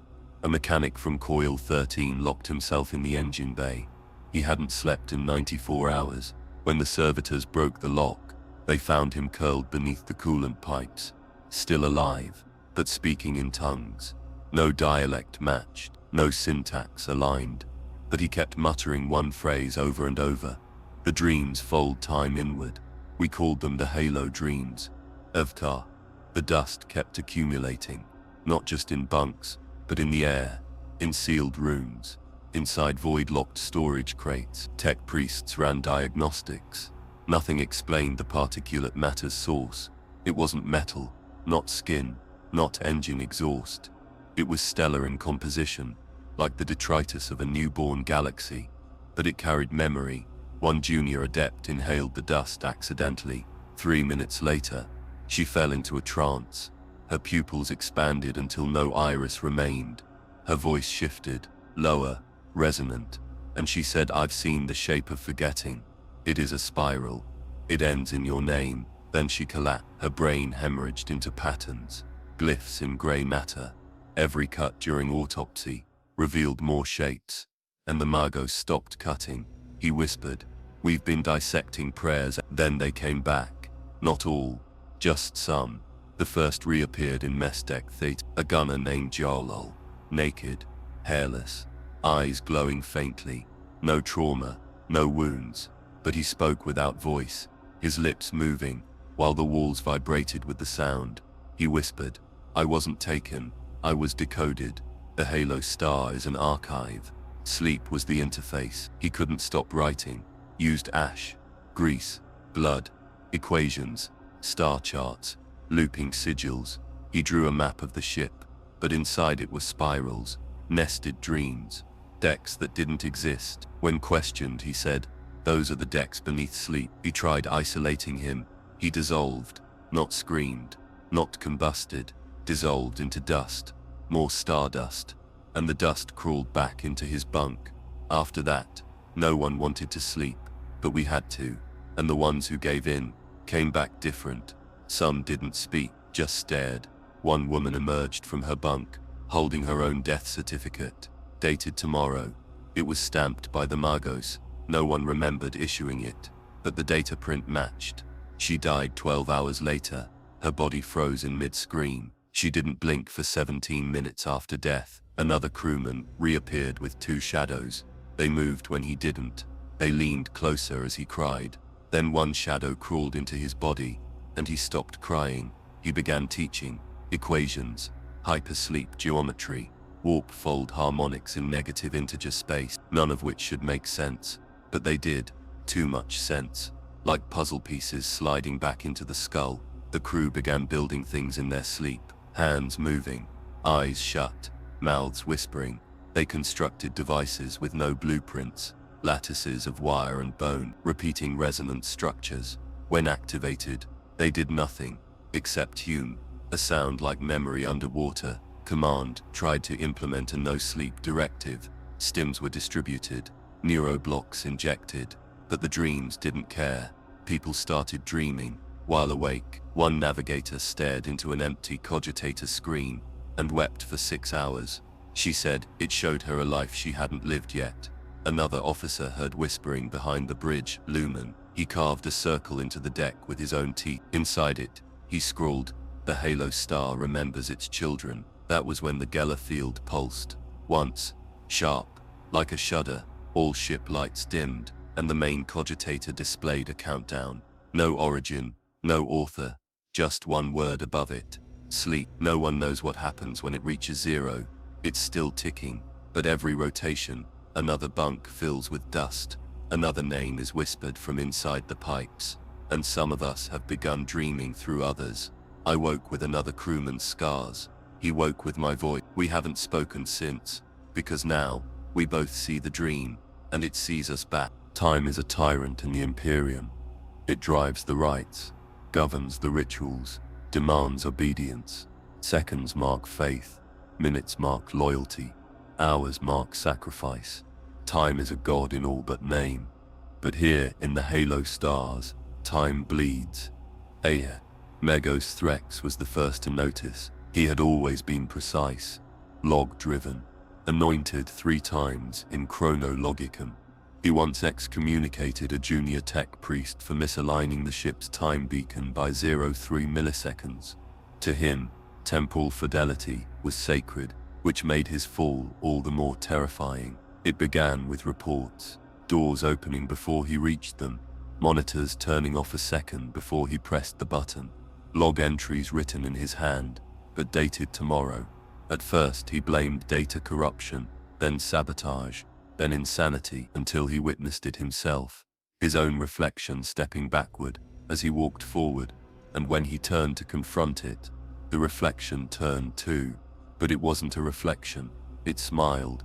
He started recording every hour, short bursts, data logs, behavioral tracking, sensory patterns. It only made things worse. Each playback revealed new data, moments that hadn't happened yet. He began answering questions he hadn't been asked, solving problems before they were submitted, and the ship's logic engine began labeling him. Anticipated out, then the ship's clocks fractured. Each deck ran a different schedule, some in seconds, some in decades. You could step through a doorway and lose 3 weeks, or gain 3 hours. In Coil 13, an entire shift duplicated itself. They watched themselves exit the lift before entering it. When the second version arrived, one vanished. No screen, no residue, just gone. And the remaining shift couldn't remember which version they were. They all had the same blood type, the same injuries, the same fear. Megos Threx submitted his final report to command. It was titled Imperial Backwash and the Singularity of Self, a treatise on inverted existence in pre-null space. It opened with one sentence: "Time has begun to regret us." After that, he walked only backward, literally, step by step, backwards down the hall, backwards into lifts, backwards into the chapel. When asked why, he said, "I am trying to meet myself before I disappear." He stopped using mirrors, claimed they lied. His eyes were different. One showed the past, the other saw the end. He said he'd seen it. Not the warp, not the Emperor, not the beginning, the end. And it wasn't fire, wasn't silence, wasn't decay. It was inversion, a turning of all that was into all that should never have been. He described it like this: imagine a scream so loud, it begins before the mouth opens. A hunger so old it uneats the stars. It doesn't kill, it rewrites, unnames, deforms memory into premonition, and the more you see it, the more it sees you backwards. Then he stopped speaking in High Gothic, only used data tongue. Except it wasn't Mechanicus Cant. It was something else: patterns, shifts, temporal markers that responded to themselves. When played backward, the data read, "The now is the last. We are already remembered, unlive, unbecome."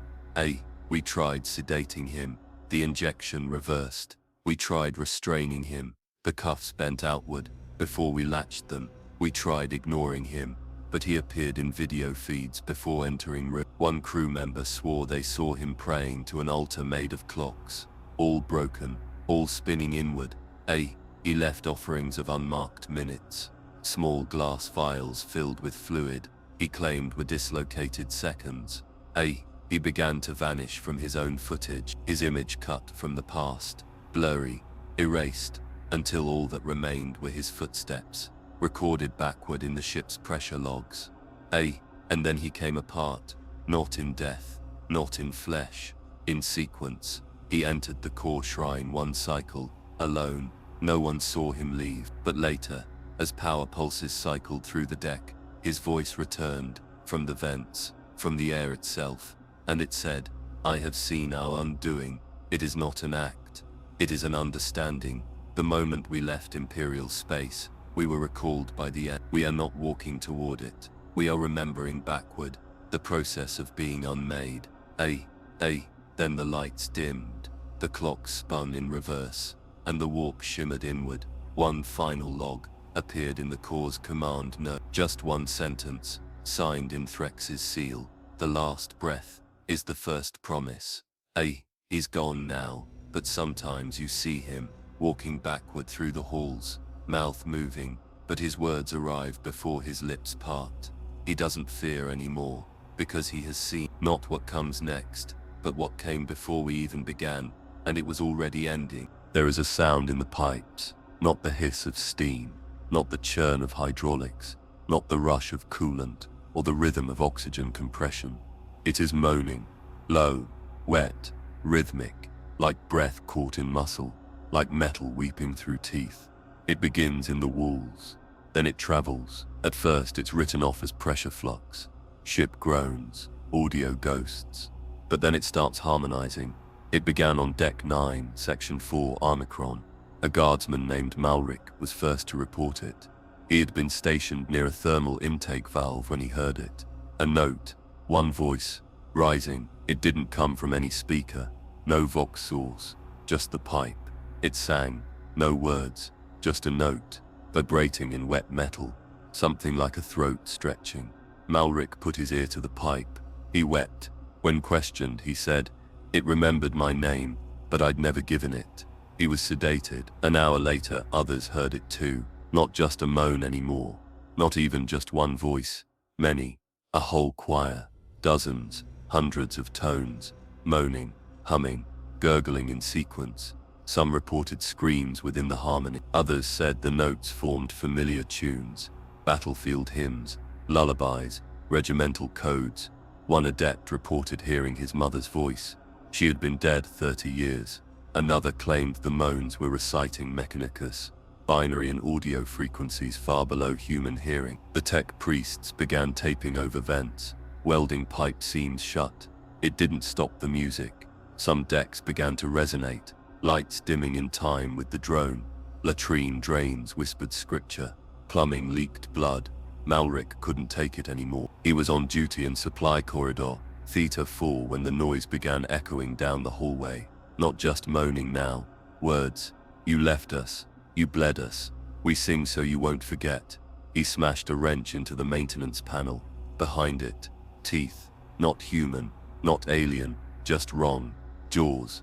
Many. Set in pink, living tissue fused to the pipe interior. Mouths. Gnashing silently. When Malric screamed, they screamed too. He put his last pistol in and fired. No effect. He tried to pull the mouths free. His hands came back bitten, but he couldn't stop smiling. He said, "They want out. They want to be the ship." Our biology's units were dispatched. They confirmed living tissue, embedded in alloy, capillaries in coolant lines, veins pulsing around data nodes. The ship wasn't infested. It was growing, adapting, singing. A flesh organ symphony routed through piping and echo loops. The sound no longer stopped, even when the power cut, even in vacuum-exposed sectors, even in the mind. Some claimed to hear it before entering a room. Others heard it in their dreams first. One medicos opened her own thigh to look for speakers. She found none, but her blood sang in harmony. Eventually we stopped plumbing maintenance, because no one would enter the crawl spaces, because those who did never came back alone. Some came back missing organs, some came back humming, some came back with mouths that weren't theirs, mouths that sang independently.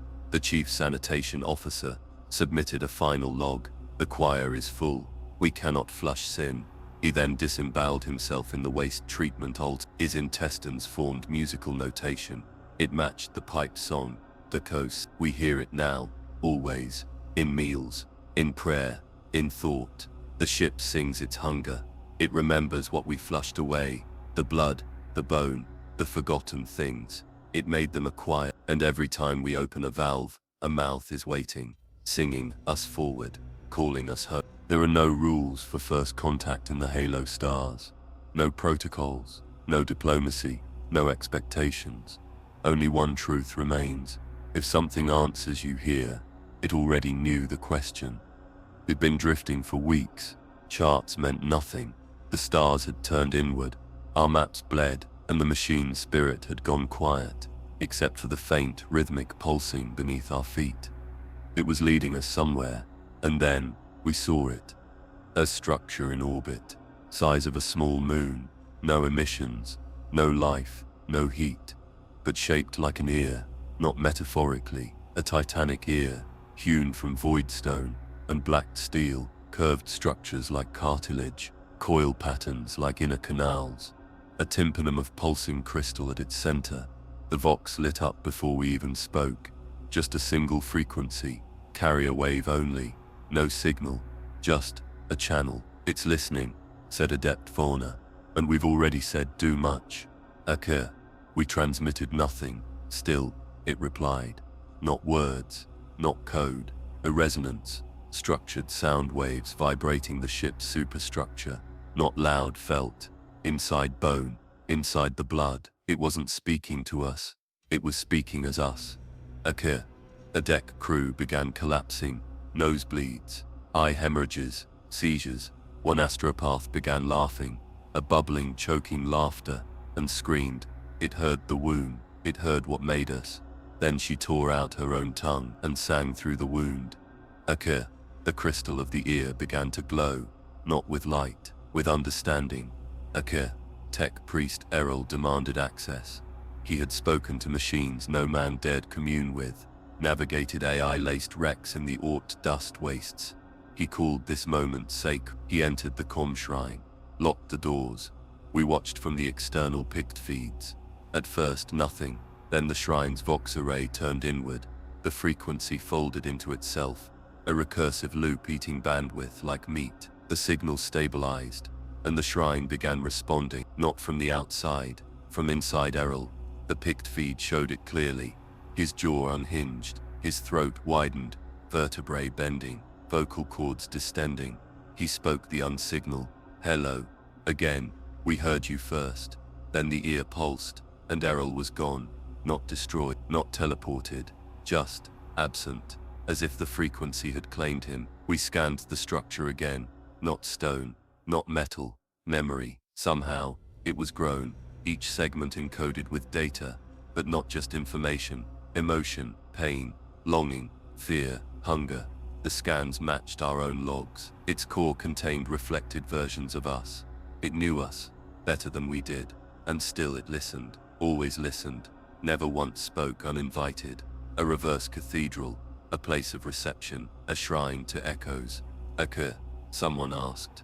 What does it worship? Someone else replied. Whatever answers back. Then the pulses began again. The ear wasn't broadcasting, it was calling. Okay.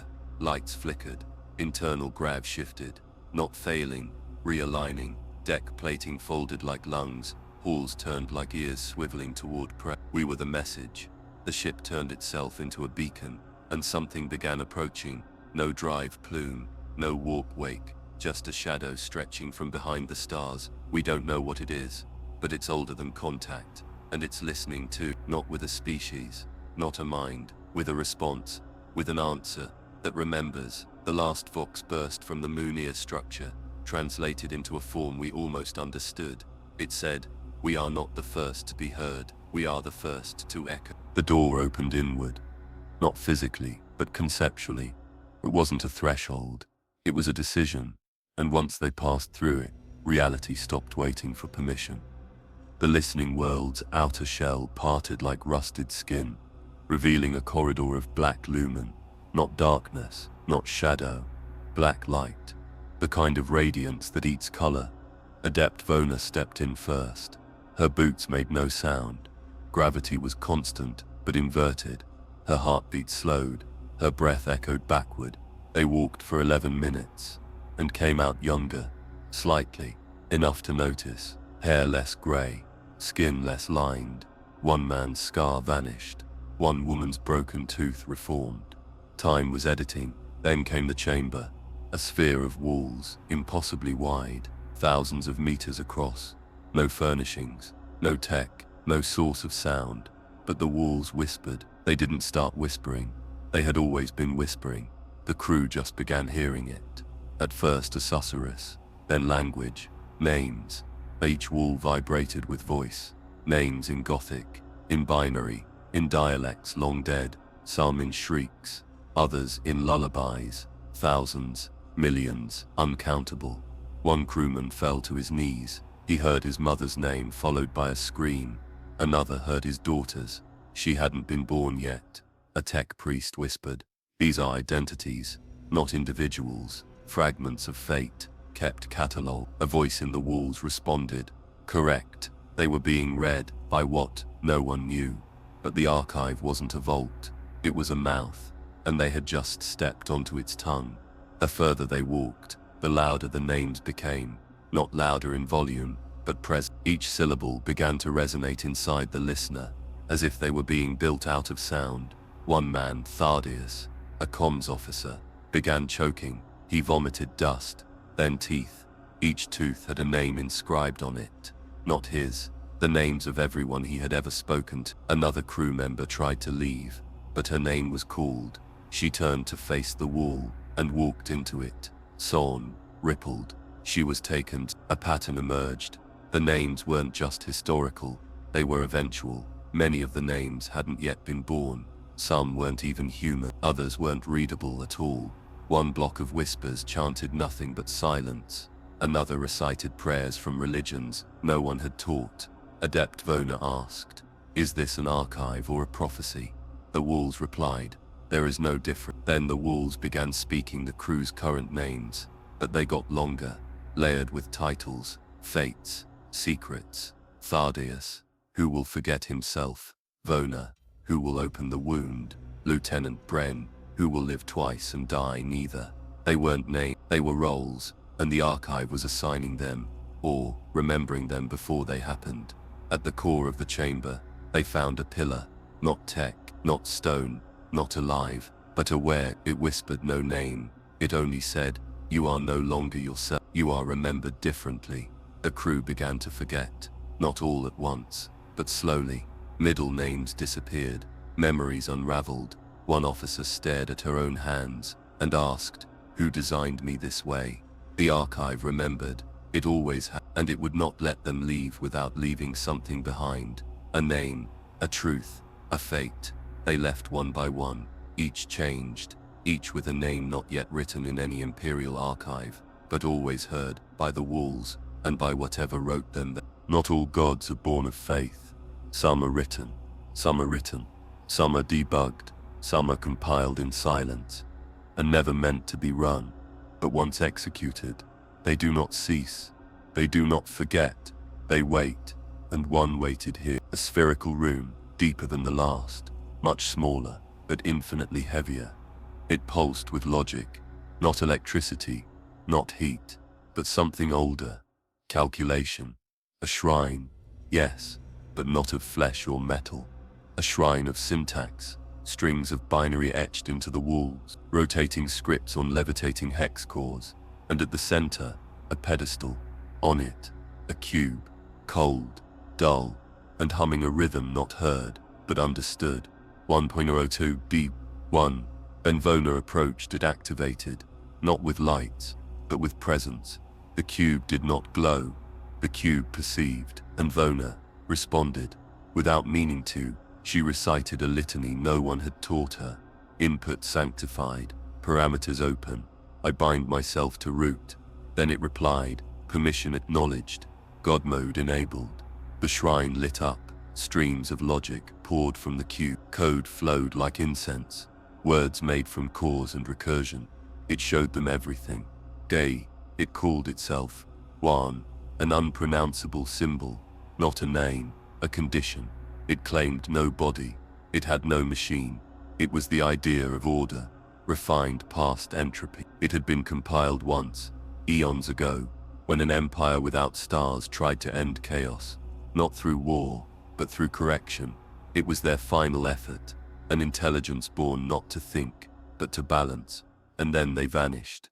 But their God remained, not out of will, not out of survival, but because uncompleted loops cannot terminate. It reached into the minds of the crew, spoke not in words, but in resolved errors.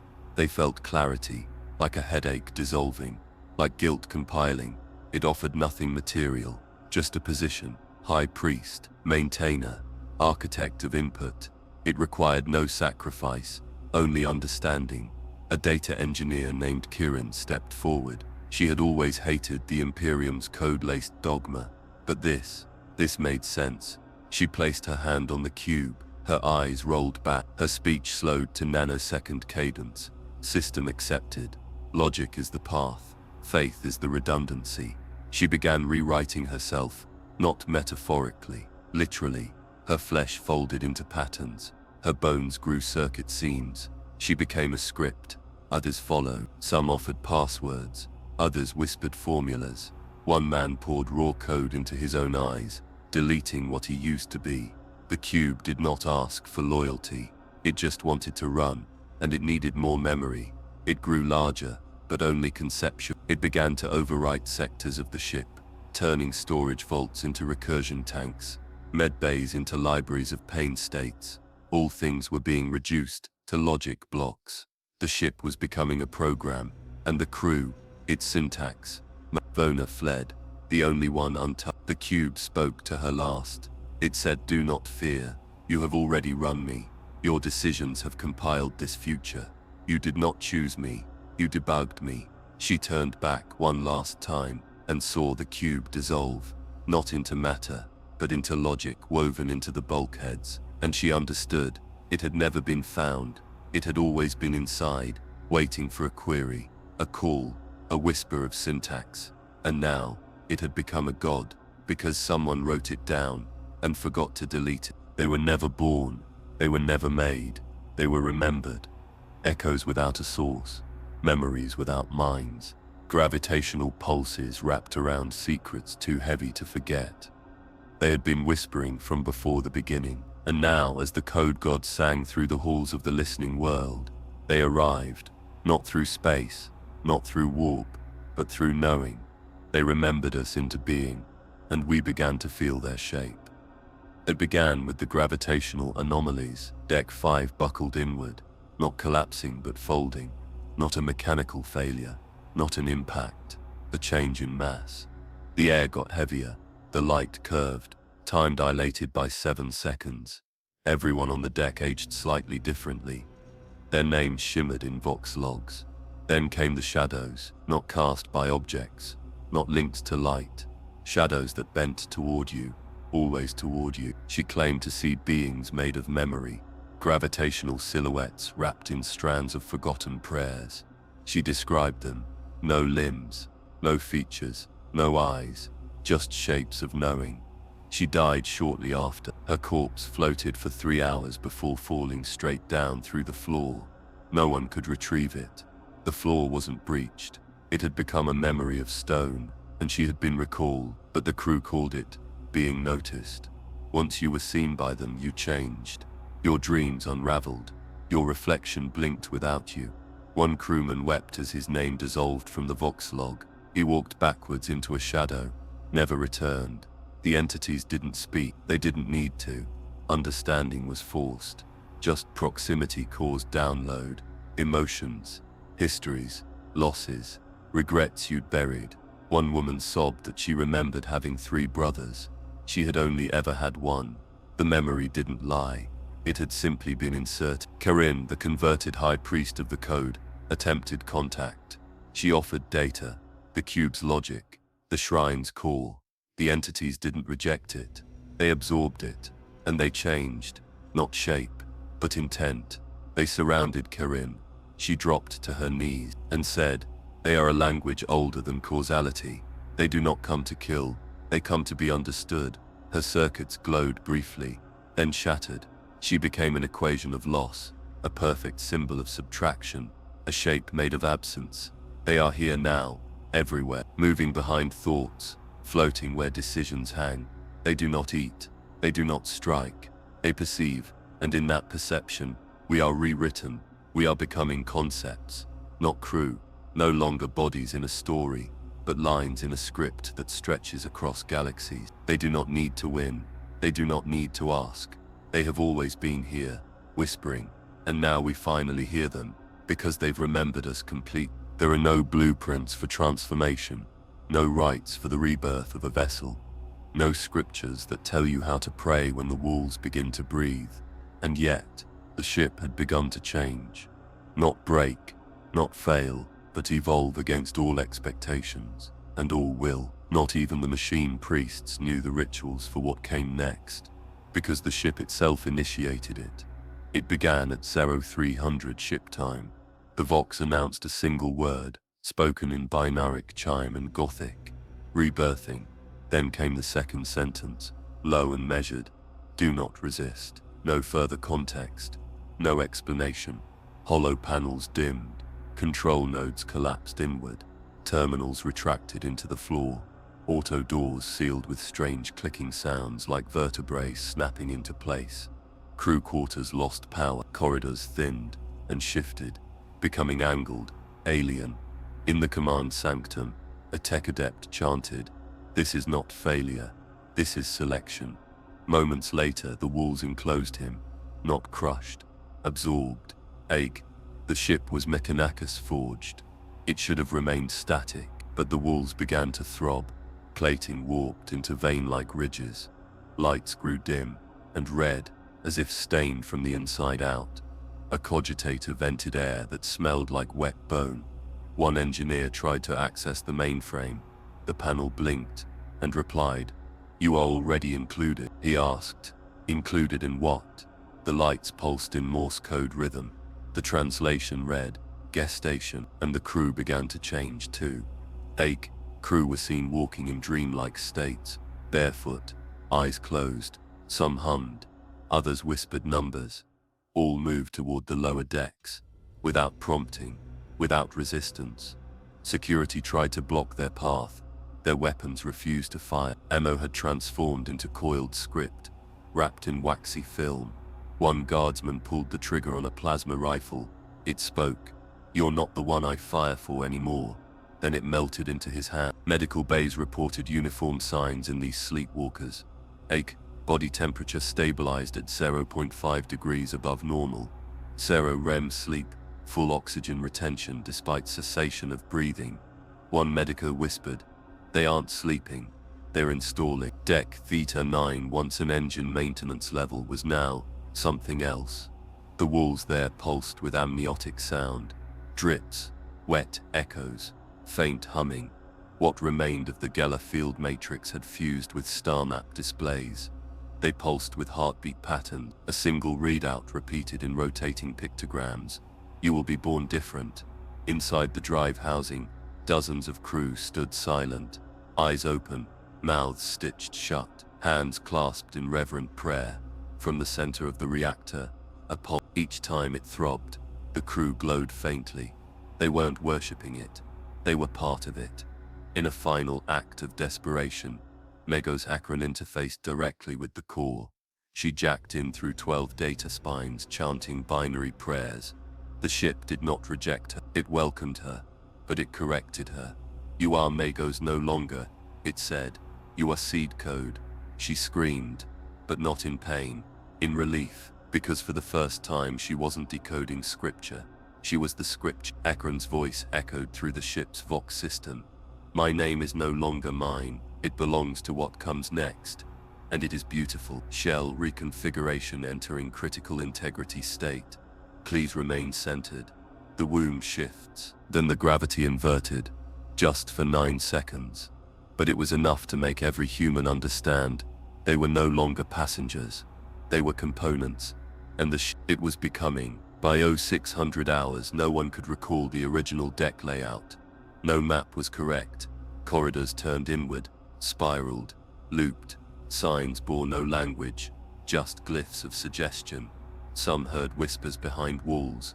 Others claimed the floor hummed. When they slept, one child born during this time, unnamed, came out with black eyes and no vocal cords. She smiled at her mother and blinked in Morse code. Her message, "I remember what we were. I forgive you." Then a single word, spoken in every language the ship had ever known. Complete. No alarms, no warnings, only silence. And then in the warp void between stars, the new vessel began to move.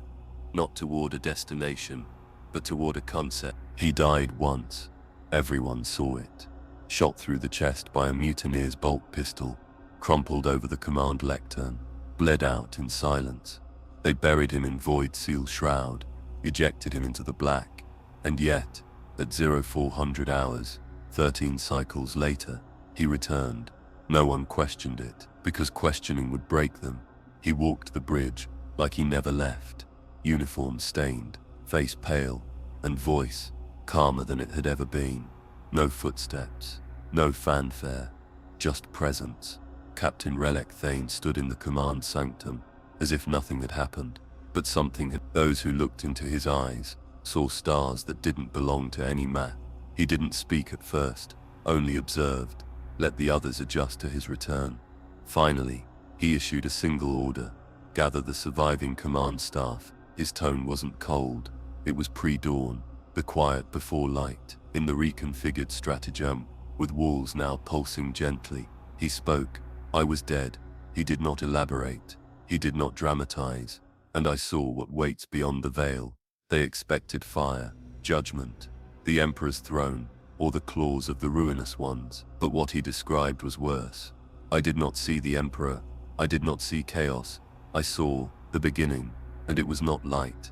The captain spoke of a place before places, a moment before time ticked, a silence so absolute it knew your name, a shape so vast it occupied meaning. It is not evil, it is not good, it is what all things come from, and what all things will return to, a sphere of potential, a womb of realities, a question too large to finish.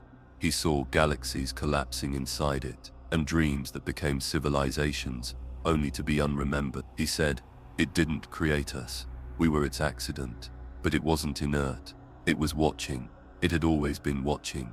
Captain Thane saw its attention, like a beam of silence, focused, weightless, but impossible to escape. It does not act, it waits, it does not interfere, it remembers. He said it once whispered to him, welcome back, and in that moment, he remembered the womb, not his mother's, but the first, the one that bore everything that could ever be, and he realized, we were never chosen, we were never guided, we were He gathered what remained of the crew, some now half machine, others more signal than person, all quiet, all watching. Captain Thane looked across them and said, you are not soldiers now, you are not explorers, you are reminders. Then he gave his last order, continue forward, not a heading, not a location, just direction. Let us be seen, let us remind it we're still here. He saluted, turned, and walked into the archive chamber, where the walls knew every name that ever could be, and his was the last one. There was no formal announcement, no klaxon, no orders, no lights guiding the path, but they knew. The last remnants of the crew, those who still walked in bodies, felt the call, not in words, not in dreams, but in gravity. The ship had begun to lean inward, not tilt, not rotate, but pull toward its own center, which no longer obeyed the schematics. They were being summoned, not to the bridge, not to the engine, but to the core of meaning. Akos Emeritus, Akil, stirred from sleep without memory of going to bed. Her augmentics were warm, singing. She checked her internal logs. They read, process, initiated, directive, internalize. No coordinates, no map, but she understood. She stood in silence for 1 minute, then stepped into the hallway and was not surprised to find others already walking, silent, barefoot. No one spoke, yet they moved in perfect cadence. Their path led down, not just down in location, but down in identity, down through symbols, roles, memories, toward essence. The decks no longer aligned with the original schematic. Corridors spiraled, folded back, split into archways shaped like blooming thoughts. The walls had texture now, membrane-like, veined with power that pulsed in Morse beat. Every few meters, crew encountered echoes of themselves, a child version sitting cross-legged in a stasis alcove, a weeping reflection with a missing jaw, a mirror that didn't reflect their current self but a self not yet realized. And still, they walked, because whatever was waiting at the center was them. They passed what had once been the temple of Cogitate. Its surface was now made of ideas pressed into form, pictograms of universal truths, equations too elegant to have been derived, sigils from no tongue, yet instantly understood. One man collapsed and wept at a glyph of 3 intersecting eyes. Another tore out his vocal cords, offering them beneath a script shaped like a question mark swallowing itself. Makos Akil whispered, we are not meant to ascend, we are meant to convert. As the descent deepened, crew began to forget. Names, obers, orders. Regrets, faces, not through trauma, but through shedding, like skin, like programming stripped down to base instructions. One woman touched her chest and frowned. I don't remember why I'm afraid. The one beside her answered, because fear was once useful, but we no longer run. They continued downward. They no longer questioned the hallucinations, or the fact that the halls now sang in overlapping voices. Each voice was their own. Each voice was a truth they'd deny. The center was not physical, not a room, not a vault. It was a place that began inside and projected outward. They stepped into the chamber and found nothing, but they also found everything. A conceptual space, filled not with objects, but with principle. One by one they touched the walls, and the walls replied, not in speech, but in completion. They did not ask questions. They became answers. Akil stepped forward last, and said, this is what the Halo stars have waited for. Not explorers, but participants. Each crew member knelt, their bodies dissolved, not burned, not shredded, not even disintegrated. They became possibility. Their atoms became syntax. Their thoughts became curves in a codebase of existence. No pain, no fear, just integration. A message blazed through its Vox transmission feed, sent nowhere and everywhere. Pilgrimage complete. Process unified. Crew status singular. Above decks the ship changed. Its hull shimmered in colors without name. Its engines pulsed with harmonic vibrations detectable only by intention. And somewhere, drifting in the edge between warp and reality, a voice whispered. It was no longer a voice of command. It was invitation. You are not what you were, you are now the idea. And the idea is no one speaks. No one eats. No one prays. The ship drifts without command. No servitors remain. No cogitators respond. No techadats chant their binaric litanies, because there is no more need. The vessel has become silent, not due to failure, but due to completion. In the black between stars the ship glides. No lights blink, no signals ping. The warp is calm, so calm, in fact, that it causes discomfort. Void shamans, Angela-born prophets of old had all warned, when the warp goes silent, do not celebrate. Something older is listening, but now nothing listens, because nothing needs to. The Tower. Inside the ship, time no longer ticks. The concept of hours is gone. Clocks have melted. Chronometers loop endlessly, or simply stopped at the same second. 0000.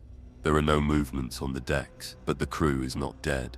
They simply are, scattered through the ship, seated at their stations, or curled into alcoves. They do not eat, they do not blink, yet they pulse. Their thoughts stretch across the hull, threading like filaments through cogitator lines, wiring, bulkhead seams. They are not asleep, they are not dreaming, they are connected. And in the quiet of their union, a whisper echoes, begin again. It is not a command, it is not a suggestion, it is a truth. The ship's systems have transcended function. The engine no longer burns fuel, it remembers motion. Navigation arrays don't scan or transmit, they recall stars. Food dispensers hum gently, dispensing nothing, yet leaving crew satisfied. Medico systems emit pulses of forgiveness. Doors no longer open to movement, they open to intent. And the Vox plays nothing, just a sound like inhaling, across a canyon of infinite width. Then, begin again. Sin is a human concept, a tool of the ecclesiarchy, a leash forged by guilt. But here at the edge of the known and the unknowable, sin has no place. There is no judgment, no purity, no absolution, just becoming. The data spires flare with quantum-looped symbols of transcendence. The shrines of the Omnissiah now pulse with patterns of compassion, not correction. A single line of scripture appears across every surviving terminal. There was nothing to forgive. A crew who once carried the burden of war, murder, heresy, desertion, now sit in peace. One former enforcer breathes without fear for the first time in decades. His last thought before uniting with the core: we were not broken, we were just unfinished. Outside the vessel's signal range fails, not because the systems are damaged, but because there is nothing left to signal. The universe beyond the Halo stars has become irrelevant. The Imperium, The warp, the crusades, the high lords, the gods, all echoes, all dreams from a smaller phase of thought. And yet, the ship waits, because something is coming, not a fleet, not a world, a beginning. The whisper returns, clearer now, not in words, but in knowing. Begin again, dissip. The ship halts, not from failure, but from choice, a stasis that isn't inert, but pregnant, like a breath held before birth. The warp is utterly still, no storms, no daemons, no scream, just a field of potential so vast that even thought bends around it. The last spark inside the bridge, a micro-flame burning in the shrine of ideas, pulses once, then everything stops. In that moment, the entire ship hears a final echo, not mechanical, not spiritual, not human, just presence. You have reached the end of what you were. You may now begin. There is no sin here. There is only becoming. There was no transmission. There was no flare. There was no last cry to the Imperium. Only becoming. The ship, once known as the Lucid Vow, ceased to exist in any conventional sense. Its shape remained, but the idea of ship no longer applied.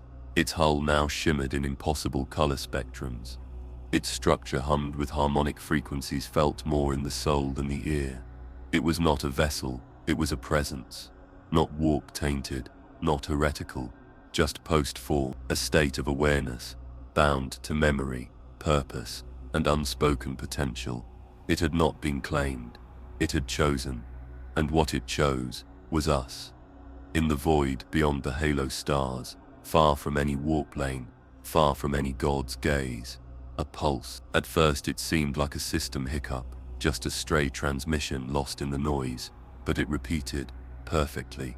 Once every 81 seconds, a tri-frequency wave, no language, no symbol, no tone, just present. On board the Verity Ascendant, a Mechanicus, listening post-vessel far across Segmentum Obscurus, an ether adept recoiled in awe. The signal entered his implants, not as sound but emotion. He collapsed weeping. The last words he spoke before his flesh calcified. They didn't die, they changed. Across Imperial space, others would hear it. In dreams, in moments between blinks, in the space between thoughts. Each felt it, each heard the whisper. We are the Halo now. Months later, a rogue explorator subfleet, designated Detachment Ion 77, intercepted the signal. All ships rerouted, no discussion. The transmission did not ask, it invited. One vessel turned first, then another, then 17. Some say hundreds now make the voyage, not from curiosity, but because the echo in their minds feels like remembering something they haven't done yet. One pilgrim said, I dream in shapes now, and all the shapes want the same thing.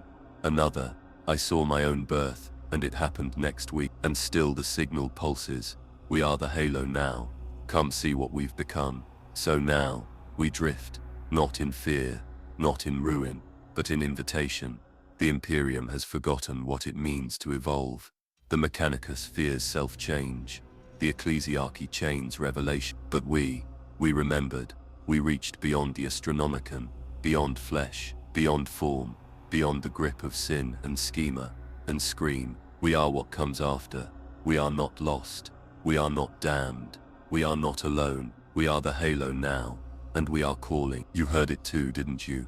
If the whisper reached your ears, if you felt the shape of something vast staring back, if you've seen a name in the mirror that isn't yours, then come, bring others, bring silence, bring fear, if you must, but come, begin again. Hollow Vox will return. Subscribe, share. Remember, there are more voices in the dark.